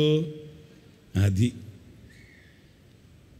నేను అతనితో పోల్చుకోవాల్సిన అవసరం నాకేముంది? నా దర్శనం ఏంటి? నా పిలుపేంటి? నేను ఎవరి కొరకు ప్రత్యేకించబడ్డాను? అది మర్చిపోతేనే ఇవన్నీ వచ్చేది. వింటున్నారా నేను చెప్పేది? మీ కంటికి సుందరమైన వాళ్ళు, సమృద్ధి కలిగిన వాళ్ళు, ఆరితేరిన వాళ్ళు కనబడతారు. మీరు వాళ్ళతో లెక్కించుకోకూడదు. అది వాళ్ళకు తగు, అది నాకు తగదు. వింటున్నారండి? వాళ్ళు ఏమైనా చేస్తారు, అది వాళ్ళకు తగును, నాకు తగదు. ఎందుకని? నేను వాళ్ళతో లెక్కించబడవలసిన వాడిని కాదు, నేను ప్రత్యేకించబడిన వాడిని. కాదండి, క్రైస్తవులు అందరిట్లాగే ఉంటారా? మరి మాకు తెలిసిన క్రైస్తవులు అట్లా లేరే, ఎలా చేస్తారే? వాళ్ళు చేయొచ్చు, చేస్తారు, నేనైతే చేయకూడదు. నేను వాళ్ళతో లెక్కించదగిన వాడను కాను. మరి వాళ్ళంతా ఆపదలు ఇలాగ చేస్తారే, ఇబ్బందులు వచ్చినప్పుడు ఇలాగ చేస్తారే, వాళ్ళు అలాగనే ఇలాగనే అంటే వాళ్ళకి తగును, వాళ్ళకి సరిపోతుంది, అది వాళ్ళ లెక్క. ఇప్పుడు ఈయన ఉన్నాడండి, ఆయన లెక్క అయింది. ఈయనున్నాడు, ఈయన లెక్క అయింది. ఆయన ఉన్నాడు, ఆయన లెక్క అయింది. కానీ వాళ్ళతో నేను లెక్కించదగిన వాడును కాను. Something special. నేను ప్రత్యేకించబడిన వాడిని. 1,000,000 మంది మధ్యలో నీవున్నా, నీవు ప్రభువుకు సంబంధించిన వ్యక్తివి, నీవు ఆయన సొత్తైన ప్రజవి, ఆయన నీ స్వాస్థ్యమైన ప్రభు. అంతే. నీవు ఒకరితో సమము కాదు, పోల్చుకోకూడదు. అందుకే మీరు చదువుతారు కదా, ఇశ్రాయేలు నీ భాగ్యమంత గొప్పది, యెహోవా చేత రక్షించబడిన నిన్ను పోలినవాడు ఎవడున్నాడు? ఎవడు లేడు. నీకు ఇచ్చిన ప్రత్యేకత, నీకు ఇచ్చిన ఆ యోగ్యత, నీకు ఇచ్చిన దర్శనం చాలామంది సందర్భం వచ్చింది కనుక నేను పలుమార్లు జ్ఞాపకం చేస్తున్నాను. చాలామంది యేసన్న గారిని సేవ ప్రారంభంలో చాలామంది చాలా విధాలుగా ఆలోచనలు చెప్పారంట. నువ్వు ఇలా చేస్తే, నువ్వు అలా చేస్తే తొందరగా డెవలప్ అయిపోతావు, నువ్వు ఇలా చేస్తే అసలు నీ పేరు ప్రఖ్యాతులు పెరిగిపోతాయి అట్లా అని యేసన్న గారు అనేవాళ్ళట. నేను ఒక దర్శనం కలిగిన వ్యక్తిని, నా దర్శనం అది కాదు, నా దర్శనం అది కాదు. అందరిలాగా చేస్తున్నారు కదా, వాళ్ళు చేయొచ్చు. నేను చాలా వేదికల మీద చెప్తుంటాను ఈ మాట. యేసన్న గారు ప్రపంచమంతా తిరిగాడు. యేసన్న గారు ప్రపంచమంతా ఒకసారి కాదు 2-3 సార్లు తిరిగాడు. ఆయన ప్రపంచమంతా తిరిగిన యేసన్నలో ప్రపంచాన్ని చూడలేము. వాస్తవంగా మనం కొత్త ప్రాంతానికి వెళ్తే అక్కడ కొత్తవి చూసి రావడం ఇంటికి రావడం ఏం చేస్తాం? ప్రాక్టీస్ ప్రారంభిస్తాం. అక్కడ చూసాం కదా. కానీ యేసన్న గారు ప్రపంచమంతా తిరిగిన దైవజనులు, ప్రపంచమంతా ప్రకటించిన సువార్త యోధుడు. కానీ యేసన్న గారిలో ప్రపంచాన్ని చూడలేము. ఆయన ఎక్కడికి వెళ్ళినా ఆయన పని చేసి చేతులు కడుక్కొని నిర్మలమైన మనసాక్షితో ఆయన తిరిగి వచ్చేవాడు. కాదన్న అక్కడ వాళ్ళకి సరిపోద్ది, నేను వారితో లెక్కించదగిన వాడిని కాదు, నేను వాళ్ళతో పోల్చుకోవలసిన వాడిని కాదు. నాకు ఒక దర్శనం ఉందిరా, నాకు ఒక పిలుపు ఉంది, నేను ఏర్పరచబడిన వాడను. ఈ లేమల్లిలో అక్క మన ప్రేమక్క గారు వారి అనుభవాల ముందు మనం ఏమీ తలెత్తేదానికి లేదు.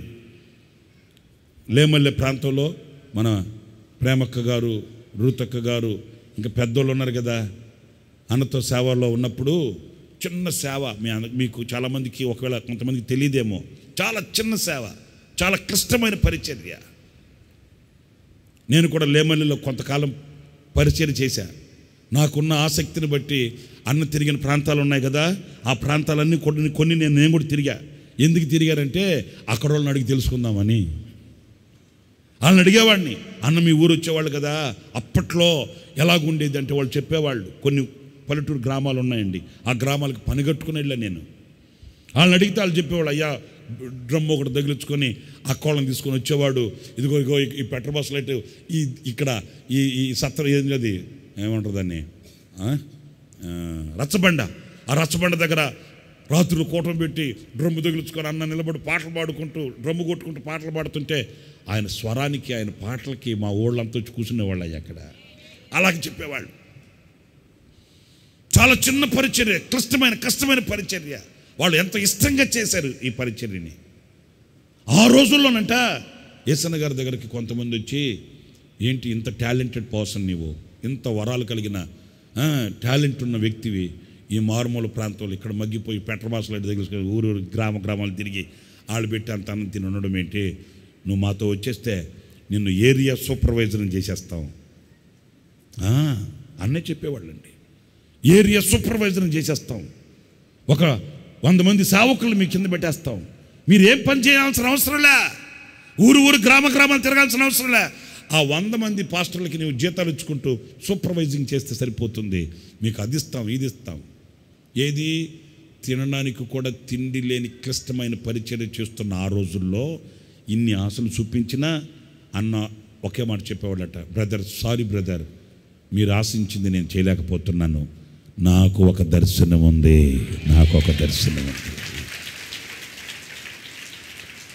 మీరంతా పెద్ద సేవలు చేస్తున్నారు, ఓకే. యేసన్న గారండి మీకున్న టాలెంట్కి మీరు ఇక్కడ చిన్న సేవ చేస్తున్నారండి. మీరు కొంతమంది అయితే వాళ్ళకి ఏమీ టాలెంట్ లేదు, వాళ్ళు గొప్ప సేవలు చేస్తున్నారండి. నేను వాళ్ళతో పోల్చదగిన వాడను కాను. నాకంటూ ఒక పిలుపు ఉంది, నాకంటూ ఒక దర్శనం ఉంది, నాకంటూ ఒక ప్రత్యేకత ఉంది. నేను బలిపీఠం మీద పెట్టబడి నా దేవుని కొరకు కాల్చబడవలసిన వాడిని. సారీ బ్రదర్, మీరు ఆశించింది నేను చేయలేకపోతున్నాను. వాళ్ళలో కొంతమంది అంట, ఈ యేసన్న గారికి జ్ఞానం లేదు, తెలివి లేదు, చదువు లేనాడు కదా, ఎంత చెప్పినా అంతే పదా అని వెళ్ళిపోయేవాళ్ళు అంటండి. నా ప్రియమైన సహోదరులారా, ఉన్నారు ప్రజలు, ఎంతోమంది ఉన్నారు. వాళ్ళ స్థానాలు వాళ్ళకు ఉన్నాయి, వాళ్ళ స్థానాలు వాళ్ళకు ఉన్నాయి. కానీ వాళ్ళ స్థానాలతో మనం లెక్కింపబడవలసిన వారము, వాళ్ళతో పోల్చుకోదగిన వారము, వాళ్ళతో మనం జత కట్టవలసిన వారం కాదు. లేవీయులు ప్రత్యేకించబడ్డారంట. ఏమందరికి ఇస్తున్నారు కదా, మరి మాకు కూడా ఇవ్వండి అని వాళ్ళు వెళ్ళలేదండి. మరి వీళ్ళందరికీ కొంత ఘనత ఉంది కదా, వీళ్ళందరికీ ఒక ఆధిక్యత ఉంది కదా, వీళ్ళందరికీ కొన్ని స్థానాలు ఇచ్చారు కదా, మరి మాకేది స్థానం అని వాళ్ళు అడగలేదంటండి. అవసరం లేదు. మేము ప్రత్యేకించబడిన వారం. ఆ ప్రత్యేకత విషయంలో మన లోక జనులతో కూడా లెక్కించబడకూడదు. స్తోత్రం కలుగునుగాక. హల్లెలూయా, హల్లెలూయా. దావీదు తన సామర్థ్యతని, తన శక్తిని లెక్కించుకొని శపింపబడ్డాడు, శాపాన్ని పొందాడు. లేవీయులు అలా లెక్కించబడలేదు. వాళ్ళకై దేవుడు వాళ్ళకి ఇచ్చిన ప్రత్యేకతని, కూర్చోండి, నా ముగింపు మాటలుగా నేను మీతో చెప్తున్నాను. పరిస్థితుల ప్రభావాన్ని బట్టి ఈ రోజున పరిస్థితులను మీరు అంతా చూస్తున్నారు. కలుషితమైపోతుంది, కల్ముషమైపోతుంది. ఎవరు వాళ్ళు అర్థం కావట్లేదు. ఎందుకంటే ఈరోజున ముసుగు వేయబడిన అనుభవాలు ఎన్నో కనిపిస్తున్నాయి. ఓ సంఘంగా సమకూర్చబడిన మీతో ఒక సేవకునిగా దేవుని వాక్యాన్ని బట్టి చెప్తున్నాను. నేను చెప్పే మాటలు కాదండి. దేవుని వాక్యాన్ని బట్టి నేను మీతో విన్నపించుకోగలిగిన, నా తోబుట్టువులకు చెప్పినట్లు, నా తల్లిదండ్రులకి, అన్నదమ్ములకు, అక్క చెల్లెలకు చెప్పినట్లుగా నేను ముగింపుగా చెప్పే మాట ఏంటంటే, మీ ప్రత్యేకతను మీరు కాపాడుకోండి. మీ కనులు ఎదుట ఎన్నో కనబడవచ్చు. ఈరోజు విశ్వాసంలో నుంచి సులువుగా దారి తప్పించే మార్గాలు కనిపించవచ్చు. అయితే ఒక్కటి, నీవెవరివి, నీ దర్శనం ఏంటి, నీ పిలుపు ఏంటి, నీ ప్రత్యేకత ఏంటి? వాళ్ళు తినచ్చు బ్రదర్, నేను తినకూడదు బ్రదర్. వాళ్ళు ఉండొచ్చు బ్రదర్, నేను ఉండకూడదు బ్రదర్. వాళ్ళు చేయొచ్చు బ్రదర్, నేను చేయకూడదు బ్రదర్. ఎందుకని? వాళ్ళతో మీరు సమం కాదా? వాళ్ళతో మీరు ఒకటి కాదా? మీరు ప్రత్యేకమా? అవును, నేను ప్రత్యేకమే. నేను ఒక దర్శనం కలిగిన వ్యక్తిని. ఈ ప్రత్యేకతని మనం కలిగి ఉండకపోతే నేడో రేపు మన ప్రాణప్రియుడైన యేసయ్య రాబోతున్నాడు. స్తోత్రం. ఆ ప్రాణప్రియుడైన యేసయ్య ప్రత్యక్షమైనప్పుడు ఆ ప్రత్యేకతే లేకపోతే కనురెప్పపాటులో మన రూపాంతరం చెందలేము. కొంచెం బాధాకరమైన ఒక చిన్న మాట చెప్పి ముగించాలనుకుంటున్నాను. ఇదిగో సంఘం ఇదంతను నా కంటి నిండా కనబడుతున్నారు. విస్తారమైన పంట ఇదిగో నా కనులతో నేను చూస్తున్నాను, సంబరపడుతున్నాను. ఇది సంఘం. ఈ సంఘంలో వధువు ఎక్కడుంది? కొంచెం బాధాకరమైన, మనసుని నొప్పించే మాట మాట్లాడుతున్నాను, సహించాలి, అర్థం చేసుకోవాలి. నా కంటి నిండా జనం కనిపిస్తున్నారు. ఇంత విస్తారమైన పంటని నేను చూసి మురిసిపోతున్నాను. అయితే ఒక్కటి, ఈ విస్తారమైన జన సమూహంలో ప్రియునికి వధువుగా సిద్ధపడుతున్న ఆ వధువు ఎక్కడుంది? ఎక్కడుంది? ఇదంతా సంఘం. కానీ సంఘంలో వధువు దాచబడి ఉంది. సంఘంలో వధువు దాగి ఉంది. సంఘంలో వధువు ప్రత్యేకించబడి ఉంది. ఆ వధువు ఎక్కడుంది? ఆ వధువు సంఘంలో, ఆ వధువు సహవాసంలో మనం అందరం కూడా ఉండాలి. ఏ ఒక్కరూ కూడా వైదొలగకూడదు. ఎందుకు నేను ఈ మాట మీకు బాధ కలిగిన చెప్తున్నానంటే, ఇదిగో ఇక్కడ కూడి ఉన్న వారందరూ కూడా ఈ వధువు సంఘముగా మార్చబడకపోతే మీ ప్రయాస అంతా వ్యర్థమైపోద్ది. సంఘము వేరు, వధువు వేరు. వింటున్నారా? ఈ సంఘములో ఆ వధువు అనే సహవాసం అనే ఒక సమూహం ఉంది.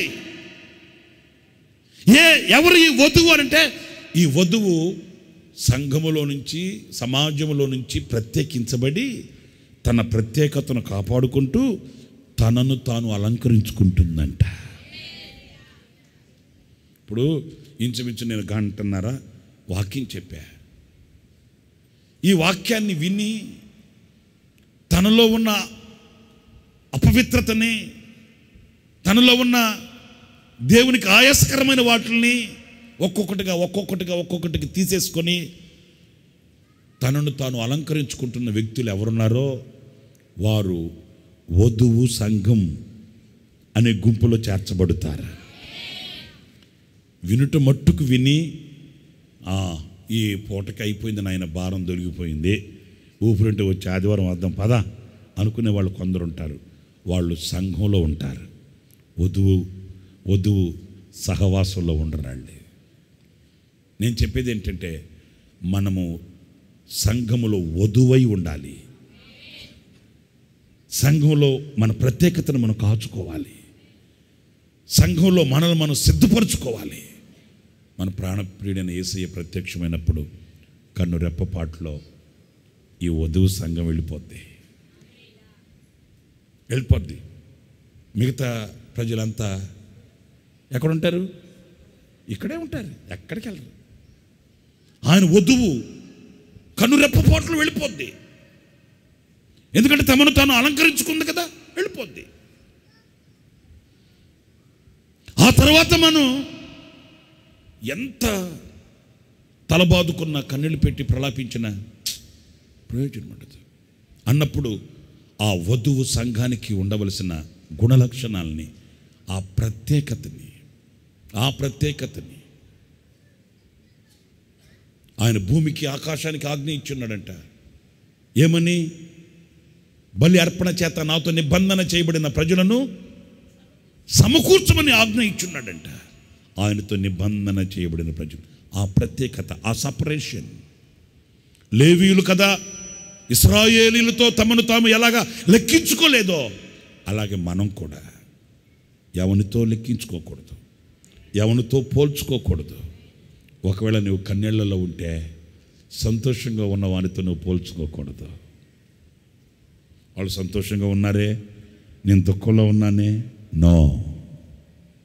నీ ప్రత్యేకత వేరు, నీ పిలుపు వేరు, నీ దర్శనము వేరు. నీ కనుల ఎదుట సౌందర్యంగా సమృద్ధితో ఉన్న వాళ్ళని చూసి చాలిన బ్రతుకుతో కష్టాలలో నష్టాలలో ఉన్న నీవు వాళ్ళని చూసి వాళ్ళతో పోల్చుకోకూడదు. వాళ్ళు సౌందర్యంగా ఉన్నారే, వాళ్ళు సమృద్ధితో ఉన్నారే, నా పిల్లలకి నేను పుష్టికరమైన ఆహారం పెట్టుకోలేకపోతున్నానే, వాళ్ళతో లెక్కించుకోకు. నీ ప్రత్యేకత వేరు, నీ దర్శనం వేరు, నీ పిలుపు వేరు, నీ రాజ్యము వేరు, నీ ప్రియుడు వేరు. అంతే. ఆ ప్రత్యేకతని కాచుకోవాలి. నేను 4 విషయాలు మీతో చెప్తూ వచ్చాను. 1 దినముల లెక్క, 2 దీవెనల లెక్క, 3 జనుల యొక్క లెక్క, 4 లేవీయుల యొక్క లెక్క. 4 విషయాలు చెప్పాను. లెక్కించవలసిన వాటిని లెక్కించాలి, లెక్కించకూడని వాటిని మనం లెక్కించకూడదు. ఆనాడే వధువు సంఘంగా మార్చబడి ఆయన ఎదుట నిలబడగలుగుతాం. ఒకరోజు వస్తుంది, ఆయన సరసన వివాహ మహోత్సవంలో కూర్చుంటాం. ఆకాశ వీధి, ఆకాశ పందిరి, ఓ పాటలో అది గదిగో ఏంటి వస్తుంది. ఆ క్షణం వస్తుంది, మనం ఆయన చేరుకుంటాం.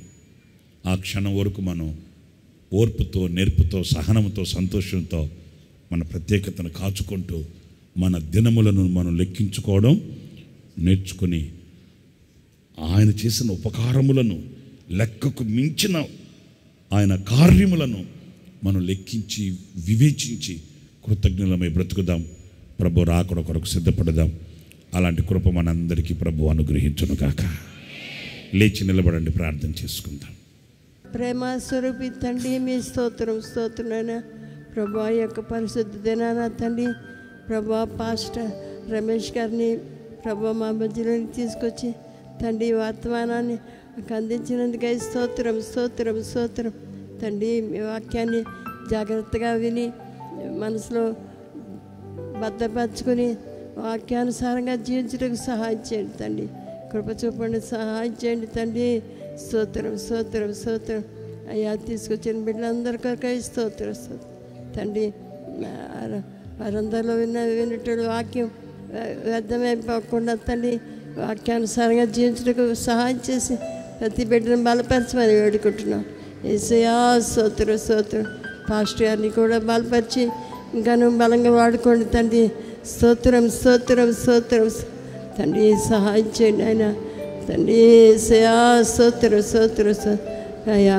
ఆరాధన అంతా ఆశీర్వదించినందుకై స్తోత్రం స్తోత్రం తండ్రి. మమ్మల్ని అందరినీ తండ్రి ఈ బలమైన హస్తలో సమర్పించుకొచ్చున్నాం తండ్రి. కనికరించి కృప చూపి సహాయం చేయమని ఏ విధం చేతనైనా ప్రభా మీరు మాలో ప్రారంభించిన మీ ఉన్నతమైన పని సంపూర్తిగా నెరవేర్చి మీ మహిమగల రాజ్యం కొరకు రాకడ కొరకు సిద్ధపరచమని యేసు ప్రభు పరిశుద్ధ నామములో స్తోత్రం స్తోత్రం స్తోత్రం.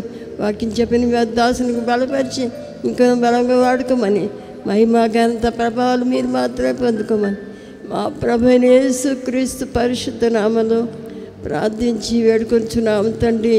ఆమేన్ ఆమేన్ ఆమేన్. మన తండ్రి అయిన దేవుని ప్రేమ, కుమారుడైన యేసుక్రీస్తు వారి యొక్క కృప, పరిశుద్ధాత్మ దేవుని అన్యోన్య సహవాసము, సన్నిధి, సమాధానము, సంతోషము సర్వలోకంలో ఉన్న సమస్త పరిశుద్ధులకు, ఈ ఆరాధనలో పాల్గొన్న వారికి, లైవ్ వీక్షించిన వారికి, దేవుని వాక్యం ప్రకటించిన తన దాసునికి, అలాగే ఎందరైతే తీర్మానంతో ప్రార్థన చేసుకున్నారో మా దినములు లెక్కించబడి ఉన్నవని, లెక్కింపలేనటువంటి దీవెనలు ఉన్నాయని, లెక్కించకూడని జనాంగం ఉందని, ఇశ్రాయేలీలు లేవీలు లెక్కించకూడదని తీర్మానంతో ప్రార్థన చేసుకున్నారో వారందరికీ మహాదేవుని కృప మహిమ కలిగిన రాకడ వరకు తోడయుండి నడిపించబడునుగాక. ఆమేన్ ఆమేన్. హల్లెలూయా హల్లెలూయా హల్లెలూయా.